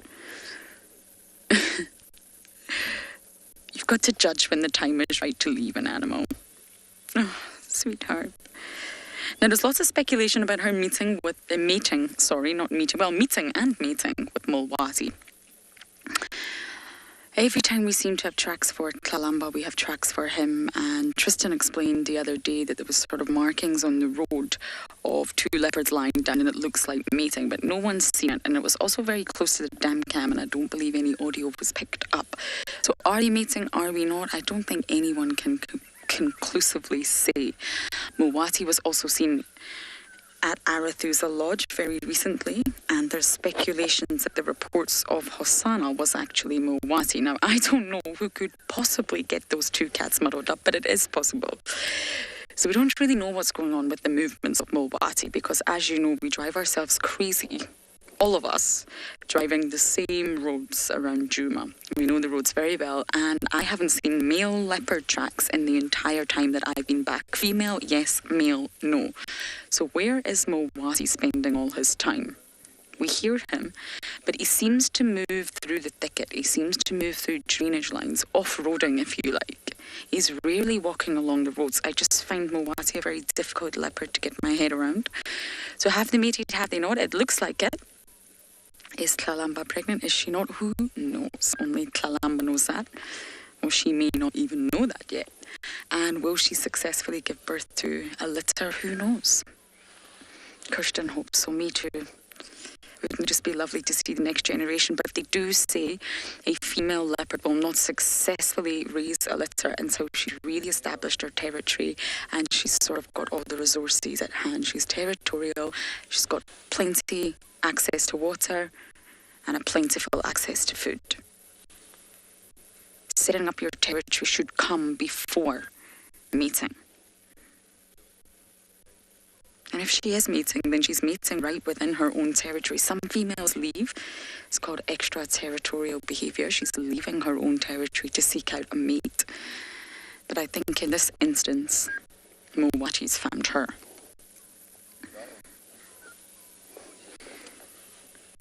So I don't know. I really don't know. Normally with mating leopards, they are loud. It's frequent. It's fast. You can follow them. But with Tlalamba, it's just not been seen. And there's been lots of rumours of them both mating since the last time I was here. Sorry, Kirsten, one more time with that.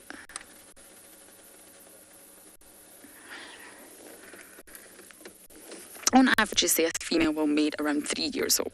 So she's approaching that mark, and she appears to be territorial.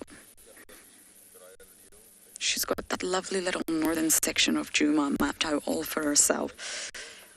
Shidulu to the south, Mama Tandi to the east, and all the other female leopards to the north. She'll border Ikanyeni as well. She has just fallen into a deep sleep. Can you believe that? She's found the perfect spot. It's a little sort of dip in the road, and she's slotted perfectly into it. Oh, no, we're not completely sleeping. Okay. We're pretending to sleep. Nope, I got that wrong entirely. If there's any cat that'll throw you under the bus, it's Palamba. You predict what she's going to do, and whoo, she does the opposite. Okay, so once again, if she goes into the drainage, we won't follow, but if she stays right here, then so will we.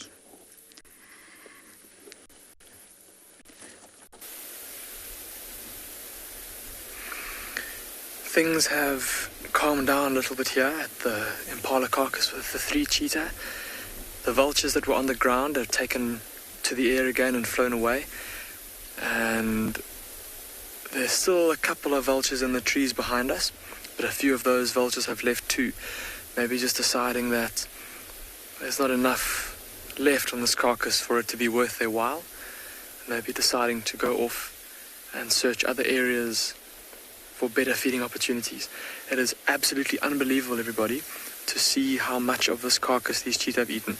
There's that little cub walking past, and look at how full that little tummy is. Oh my goodness. That belly, we thought it was full earlier, but it has somehow managed to fit in a little bit more, and it now looks like it's fit to burst.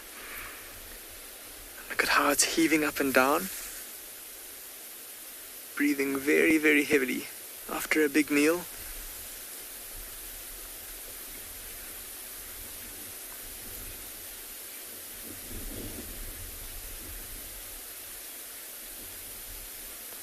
Bianca, you're asking a very interesting question. You're asking if other predators like hyenas or lions might see the vultures and then move into the area. Bianca, that absolutely does happen. And it's something that scavenging carnivores, exactly like you said, like hyenas and like lions, they will definitely use vultures to help them to find carcasses.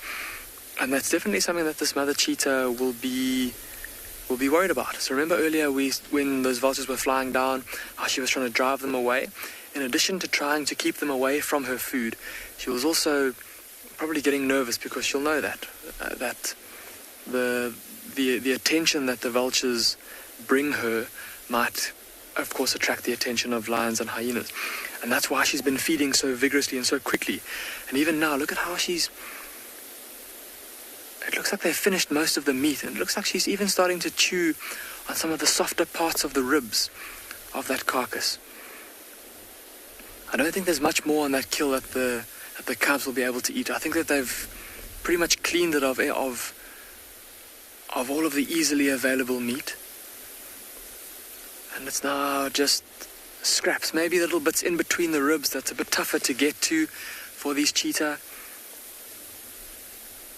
And that looks like what that mother is currently trying to eat. Look how she's really getting her head stuck into that last little bit. I know it's tough to see because it's behind the grass. But yeah, that's basically all that's left now of this impala, is the meat around the insides of the rib cage. Oh, that cub is coming back. No ways. But whether it's coming back for more meat or just to come and greet mom remains to be seen. Let's see what happens. Meanwhile, the cub in front of us, look at how, oh shame, look how heavily it's panting. It's so full.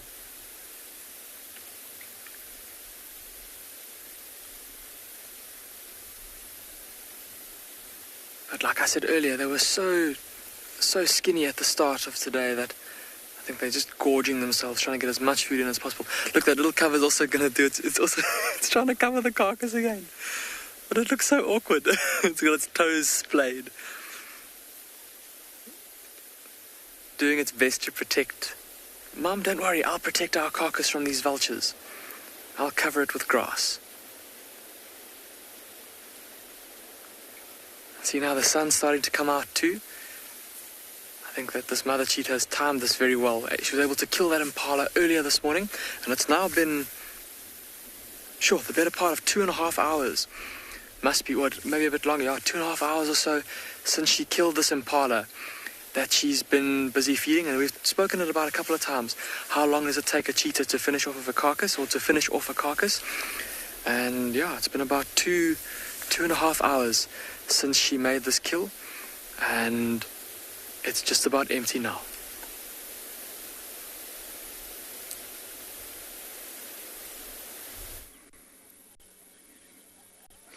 From spots to more spots. She's still here for the time being.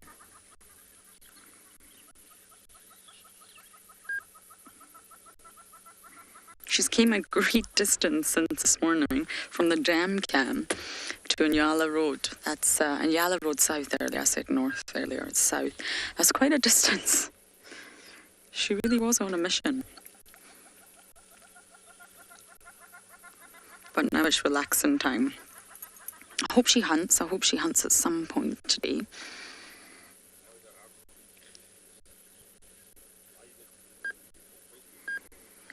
And leopards are the most widespread felid of all the felids. They're part of the sort of Panthera genus, and they are really sort of non-specific when it comes to their habitat. They can survive in a huge range of different habitats and terrains, which makes them pretty unique.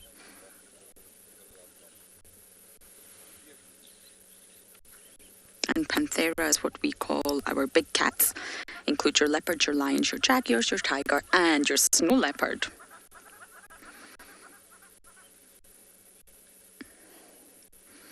Sean D, you're asking what is the difference between a jaguar and a leopard? Unfortunately, I can't show you this fantastic image that I do have on my phone, but they are quite different. A jaguar is much bigger. Really, if you were to compare them by size, much bigger, got a much larger head.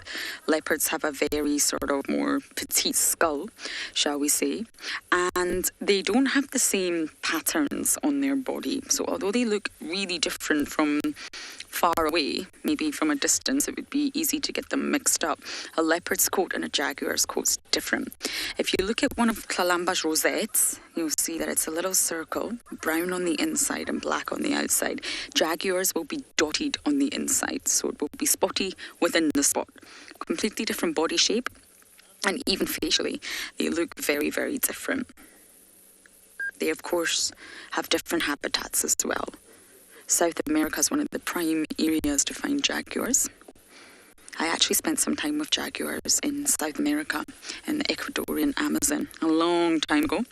And the rainforest is the perfect place for jaguars.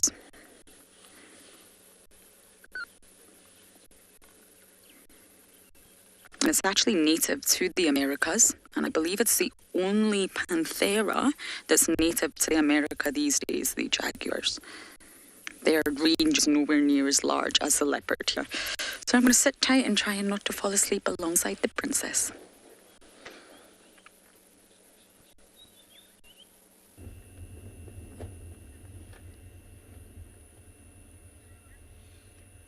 Maybe the day I'm out of Africa, if any cat I would love to see, a big cat, would be a jaguar. I always, watch them, on documentaries, but I would be happy one day to see it in a real world and a wild one. We've got into some elands here, and just like the buffaloes, you can see busy feeding, and the oxpeckers enjoying either riding on them and catching what they could. These animals here are both browsers and grazers, and to me they browse more than they graze. And just looking at the leopards like what Lauren has, I would be discussing maybe with Lauren much later on, and maybe Tristan and Andrew, because I personally think we have the same species of leopard, the one we have here in East Africa and South Africa. But the leopards here in East Africa, to me, happen always in general to take big prey. I've seen them taking huge babies of elands, toppies, zebras, wildebeest, adults, as in adults, not youngsters, of course, not a buffalo, not a fully grown buffalo, but maybe they are calves. And either it's the choice of prey they have, or would the leopard, say, in East Africa be slightly bit stronger than the ones in South Africa? I'm just trying to think. I mean, we also have elands in South Africa, and we've got the zebras and the wildebeest, the buffaloes. The leopards here tend to hunt big animals. I've seen a male leopard drag up almost a fully grown zebra up a tree. Very beautiful to see the zebras and the elands grazing together. And looking at the migration, this could be the tail end of the migration from where I am.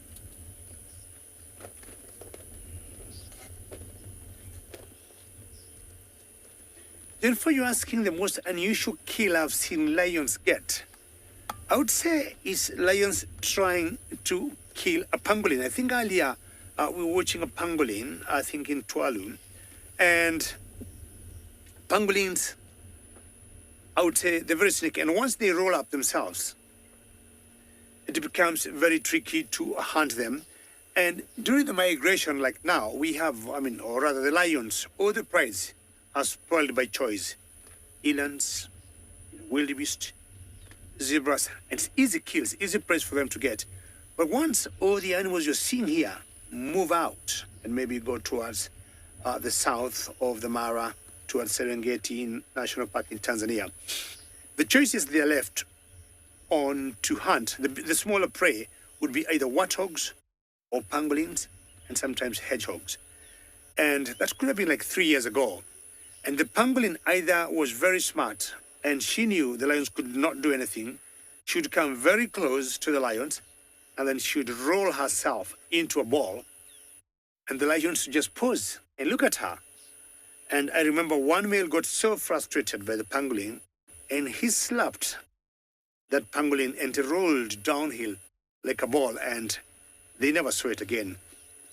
I mean, that was quite a hunt, or quite an interesting hunt, as I almost saw with lions and a pangolin. Not sure why that eland has so many oxpeckers, unlike the other three. Now, so there's a giraffe coming in the picture there. I mean, they would be looking for the same things to eat, from these huge mammals. But of the 4 elands there, she got about 5 oxpeckers. Maybe more parasites than the others, possibly. Or maybe he could be having a broken hide. And when that happens, you'll get these oxpeckers trying to use their beaks to suck the blood. Well, I'll move on and try and get something else.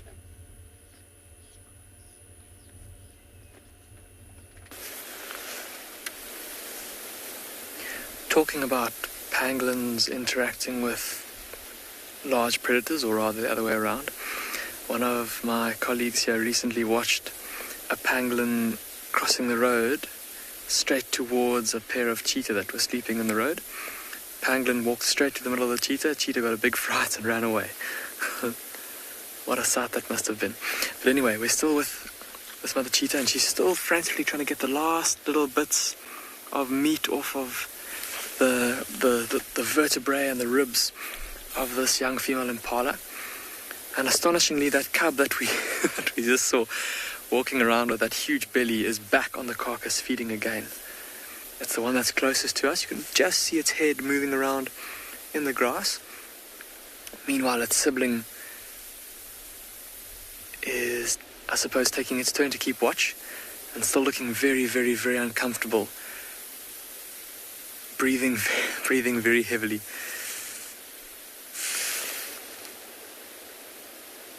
Very cute to see though. Look at now with its back to us. Have a look at its neck and that nape of light-colored hair. So characteristic of little cheetah cubs. And we said that these cubs are already about 4 months old, so they've already started to lose most of that fluff. There's still a bit of, see there, just between the ears and down the back of the neck, up onto the back of the shoulders, still that kind of a shock of white hair, if you will, or at least pale hair. That's still visible there on the little cub's neck, and that's going to keep getting shorter and shorter, and it's going to fade. It is very cute. It looks like a little, just looks, I suppose the only way to put it is you want to grab it and give it a hug or something, I suppose, which we obviously won't do, but it does make them look very, very, very cute. And even have a look at the mother on the back of her shoulders. Can you see how there's also a bit of a shock of hair there above her shoulders? So hers is still not as prominent as her little ones, but relatively long, and just shows that she's still quite a young cheetah. With her first litter, and so far doing a pretty good job of looking after them.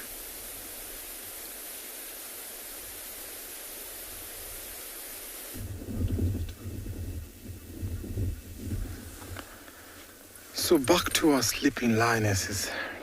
Seems like they become active. They move to the bush, and look who we found. There was another male in the bushes. So it seems like the lioness walking might be either in estrus or something of the sort, because Kibogoyo was sniffing the air, and by so doing he was grimacing his face. So a grimace will make the lion get the scent into his mouth to see if the female is sexually receptive. So female lionesses will come into estrus, sexual maturity, or maybe come into estrus after every 2 years. But once they've lost their cubs, which I hope so, I hope that they've not lost their cubs by the way these males are looking, because these are not the pride owners of the Mugoro. So I'm hoping they've not lost their cubs. But sometimes there might be rivalry between the two males when approaching the females. By so doing, I've seen these two lionesses trying to chase away the male, but of course, because of the power, then they also tend not to win. So the two males will associate themselves for now, and we'll hope to see if either they want to mate or if they have the cub, because by the look of the teats, it seems possibly that they must be nursing. So crossing fingers not to have lost their cubs. Still at the waterhole, and so we've seen zebras come to drink, but because of these lions lazily lying down there.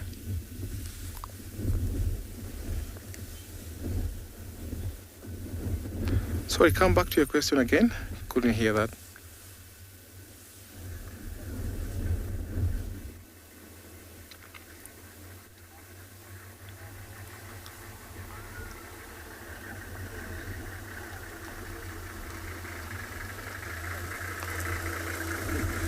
So the flies will bother the lions, especially when they're in an open place, because sometimes you find that when they pee, you find that there's some moisture in between their legs, and that attracts lots of flies. And sometimes because lions groom themselves, so they don't do so very well. So that is why sometimes you find that the flies bother them so much. So moisture also attracts that, and sometimes when they eat, the little blood and droplets that cover their faces attract more flies.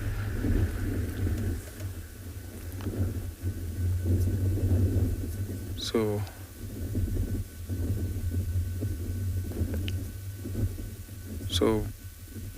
this seems like in the day or so, these lions will be up to something. But my instinct tells me that they might have lost their cubs because of these lions following them, and the lioness is acting very aggressive towards them once they approach them.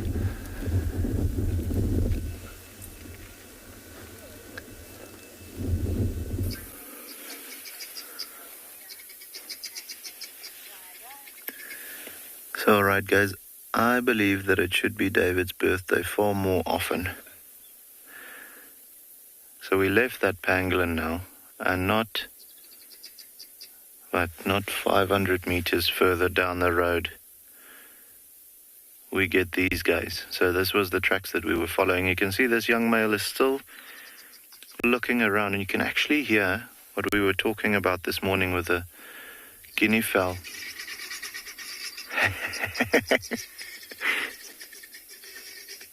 So this male's brother just got up and quickly gave the guinea fowl a fright. So, and you know, this is that irritation factor that comes in now. These guinea fowl has been going crazy around these lions constantly.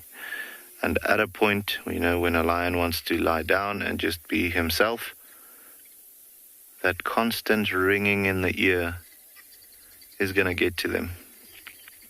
So he just jumped up and started chasing them, and you could hear them all flying away, but now you can hear them calling even more. Now, guys, just to give you an idea that, okay, so their heads are still up, I believe, not only because of the guinea fowl, but while we were tracking them this morning, it would seem like they chased the giraffe a little bit.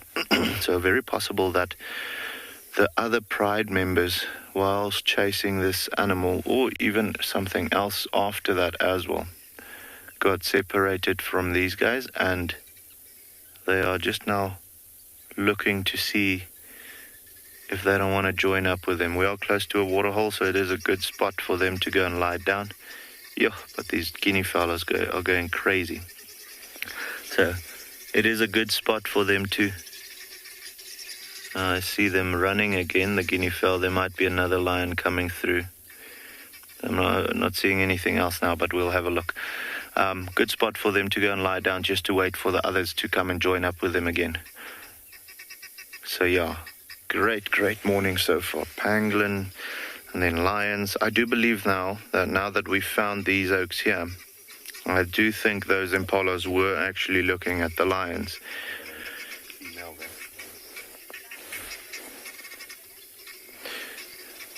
So alrighty, David just pointed out that there's a female lion walking in the back, and that's why these guinea fowl are going crazy.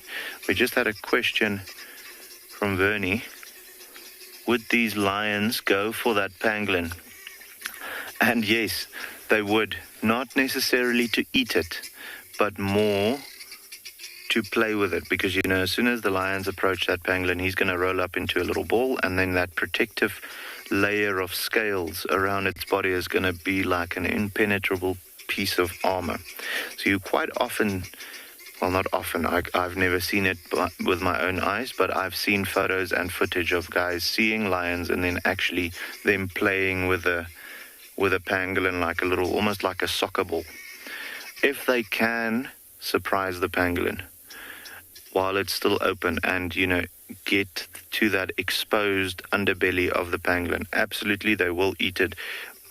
Big enemy for the pangolins in these parts are actually hyenas, which are strong enough to, you know, open up the ball when it's rolled in and then go for the underbelly of the pangolin. So absolutely, the lions, if they get the opportunity and they get to surprise a pangolin, they will do so. They will go for it as food. The rest of the time, if they come across one, they'll just play with it. You'll find them carrying it around, and you know, like a cat plays with a little ball.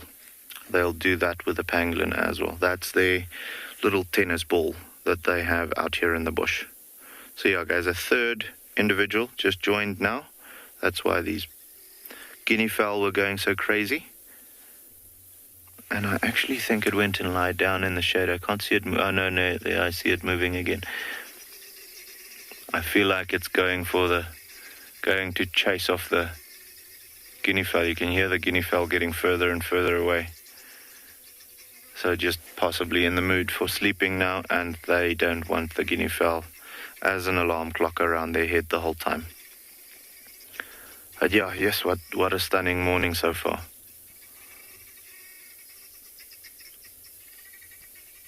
And this young boy just very curious about what the other one is doing.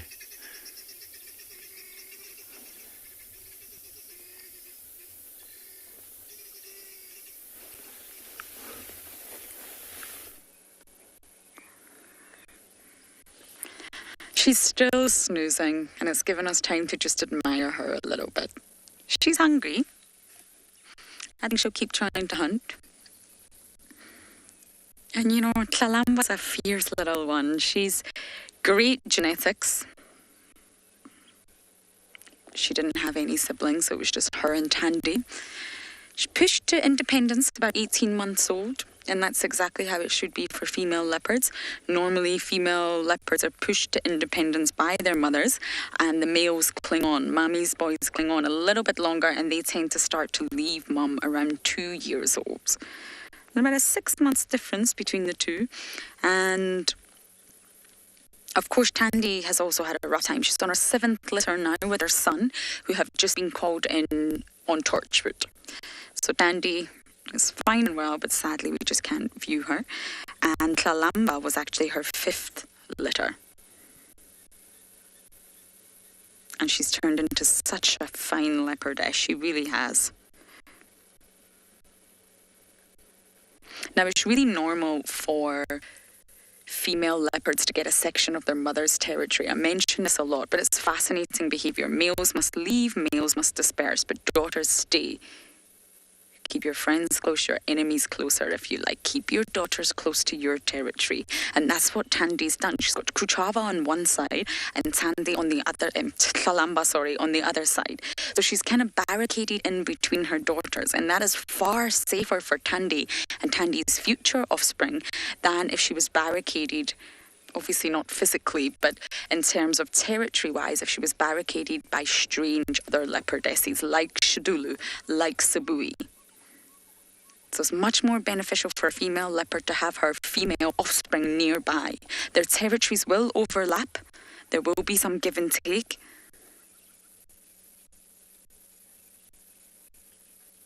This is just such a perfect end to a very busy morning. So I'm going to sit here and enjoy it.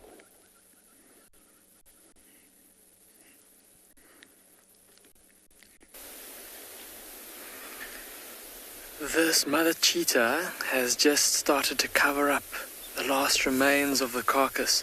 I don't know if you can see, but just in front of her legs there are, looks like the stomach, the intestines, and it could even be the lungs. It's tough to see now that she's covered it with grass.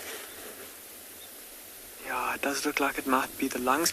Now, it was a very similar motion to what the little cub was doing earlier, except it was a bit more effective. She actually managed to get some grass up onto the carcass, just trying to cover it up a little bit. And there is next to nothing left of this female impala. So that one cub there, just taking in the last few mouthfuls, maybe even licking the last little bits of flesh from in between the vertebrae and the ribs, trying to get as much as it possibly can from this carcass, because of course it never knows when it might get the chance to eat again. So it's going to want to fill its belly as much as possible, even when it looks like it does, with that big soccer ball shape in the middle of its tummy. And there's now, earlier there were about 15 vultures in the vicinity. There's now about 30. Patty, you're asking if wild dogs can run faster than cheetahs. They can over a very long distance, but over a short distance in terms of absolute speed, a cheetah is faster. So a cheetah is built for a very short, sharp, fast burst of speed, whereas a wild dog is built for a long distance chase. So just like with humans, you get sprinters and you get long distance runners. So someone like, I suppose, Usain Bolt, he's built for running and is trained to run very, very fast over a short distance, but then over a long distance, there will be other runners that can't run 100 meters as fast as he can, but will be able to run a longer distance, like maybe 800 meters or 1500 meters faster than he could. So it's the same thing, I suppose, with cheating with wild dogs. But we've had a very special morning, I think, with this mother and her two little ones. And it's been good to see them able to fill their bellies, and especially to the extent that they have. They really gorge themselves here, and this meal is going to hold them over for a good couple of days at the very least. And look at how the sun is now starting to come out. I think that pretty soon this mother cheetah is going to want to take her cubs away from here and get them into the shade and away from this carcass, because of course these vultures are going to start descending, and like we said earlier, that might bring other predators a little bit later in the day. So she's going to move out, go look for some shade and rest for the rest of the day. And Craig and I are going to do the same. We're also going to get out the sun and start making our way back in the direction of the lodge to see what else we can find for you.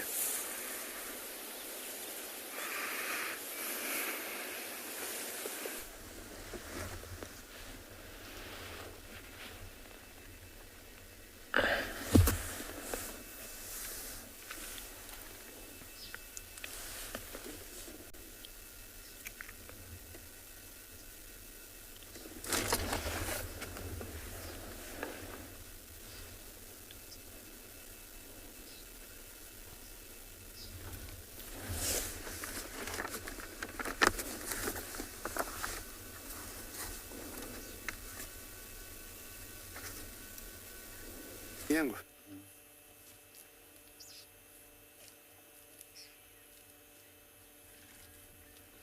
Very good, Timothy, to see all these huge and many elephants. I moved on after I left my elands and the one or two zebras and a giraffe, and found zebras that are pretty close to where I am, and they look very calm. Sometimes it's unlike zebras. But the reason I think they're here is definitely the water. They must have been drinking earlier before you got here, or they'll be planning to drink. Got some birds that love water there. Heron, cattle egret. And look at the difference between the number of egrets here compared to the ones I had earlier with a huge herd of buffaloes. Not more than maybe this only one here.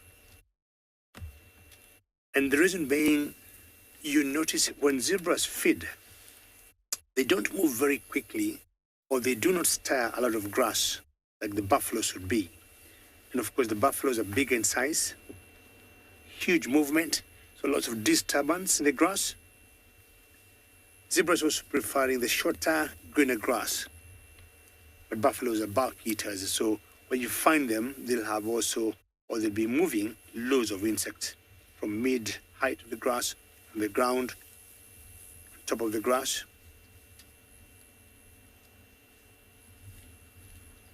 Wagging their tails as usual. So you notice the only egret, she may take some time. She may take some time before even she catches something. You can tell she's like waiting and waiting. And I agree with you. I mean, look at how they're swishing their tails from left to right, right to left.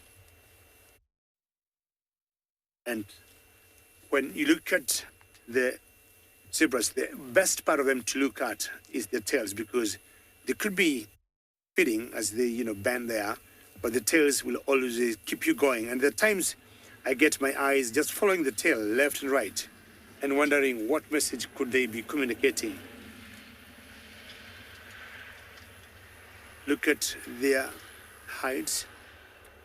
They look to be in very good shiny coats, the black and the white. Look at my egret. I'm not sure she has seen something to catch. But sometimes they do not have entirely to depend on the zebras to get some food. But they can also move the grass. See how she's moving her neck.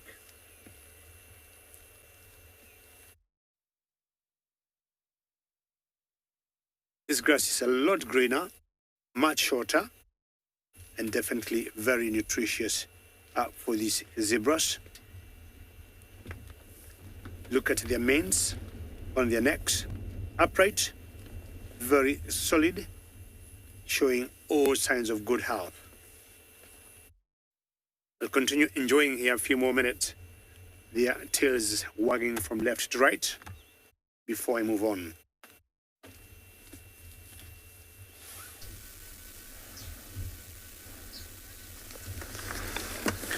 So we've left the sleeping lions and we've come across a herd of elephants drinking. Wow, look at them spraying water all there. This is the best time for them to drink. And because they have the calves, so they need to visit the water points on a regular basis. So at least twice a day, if not once. So we have these buffaloes here enjoying the grass while they are trying to play fight.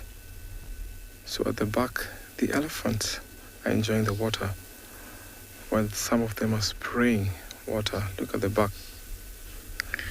The elephants spraying water with their trunks. So on a cool day like this, an elephant can drink up to 70 liters of water, but they're known to drink up to even 150 liters. So that tells you that elephants need to drink water on a regular basis, including the buffaloes that we have up here in front. So these two don't really much clash, but then they enjoy. Thank you, this is a beautiful view. We're enjoying the elephants drinking and the buffaloes feeding. You can see the one at the front there trying to scratch his eyes with the trunk, which comes in so handy when they're doing some tasks, drinking, picking grass, and also sometimes, breaking the bark of trees while pulling the strap down. You can see the cattle egrets also enjoying the insects there.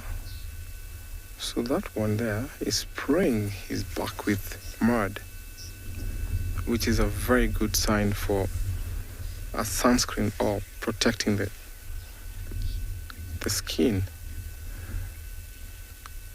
Yeah, this is common for elephants to do that because it creates a protective layer from biting insects and also from the scorching sun. So after doing that, he will walk to a tree and then scratch and rub off some ticks or his back against the tree. So other than them drinking, they also enjoy the water place because of the mud, which is so helpful when it comes. So other than that, they enjoy that because of the grass there is fresh, soft, so it's easy to pick and eat, as most of the parts here is dry and the grass is dry. So it's a very comfy place to enjoy the marsh.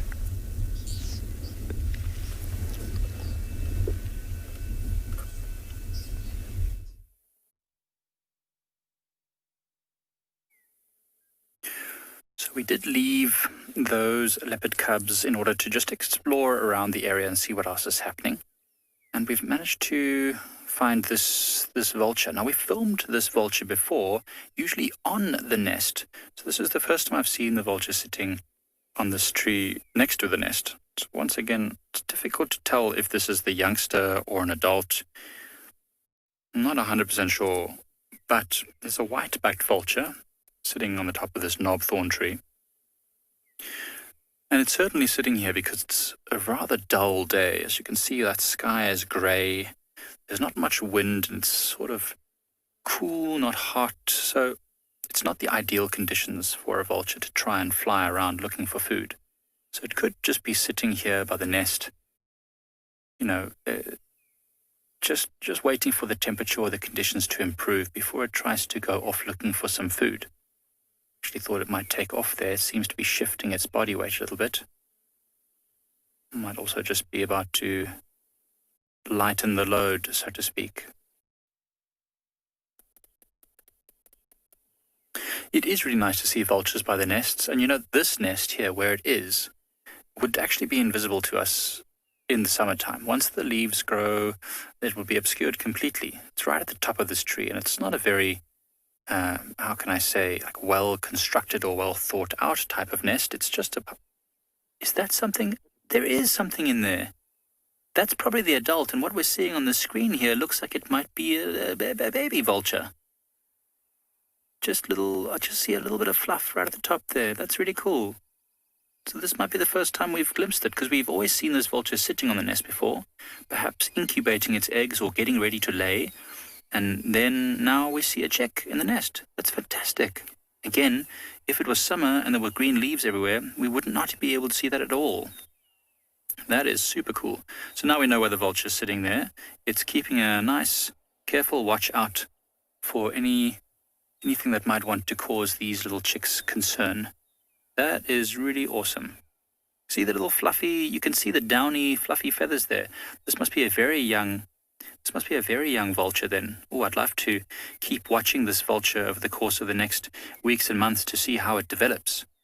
I don't actually know how long it takes them, but probably not more than about a month or two before they sort of more or less look like an adult, and then probably a little bit longer than that, and it'll start going off on its own. But I actually have no idea. It's a very big bird, so it might take a lot longer than that. That's really awesome. I'm chuffed. I'm so excited. Now the mystery is unraveled. Every time before, we were always saying, is this a young vulture, or is it an adult? Is it just hanging about? Now we know. It must be a fairly young adult. Maybe this is the first or second litter, or clutch of eggs, because it's very dark in color. And generally, white-backed vultures become much more pale as they get older. So this is a young parent. And as you can see, only one vulture here. Actually don't know too much about their nesting behavior and if they're monogamous or not. I suspect so, but I'll be able to find out once I do a little bit of reading.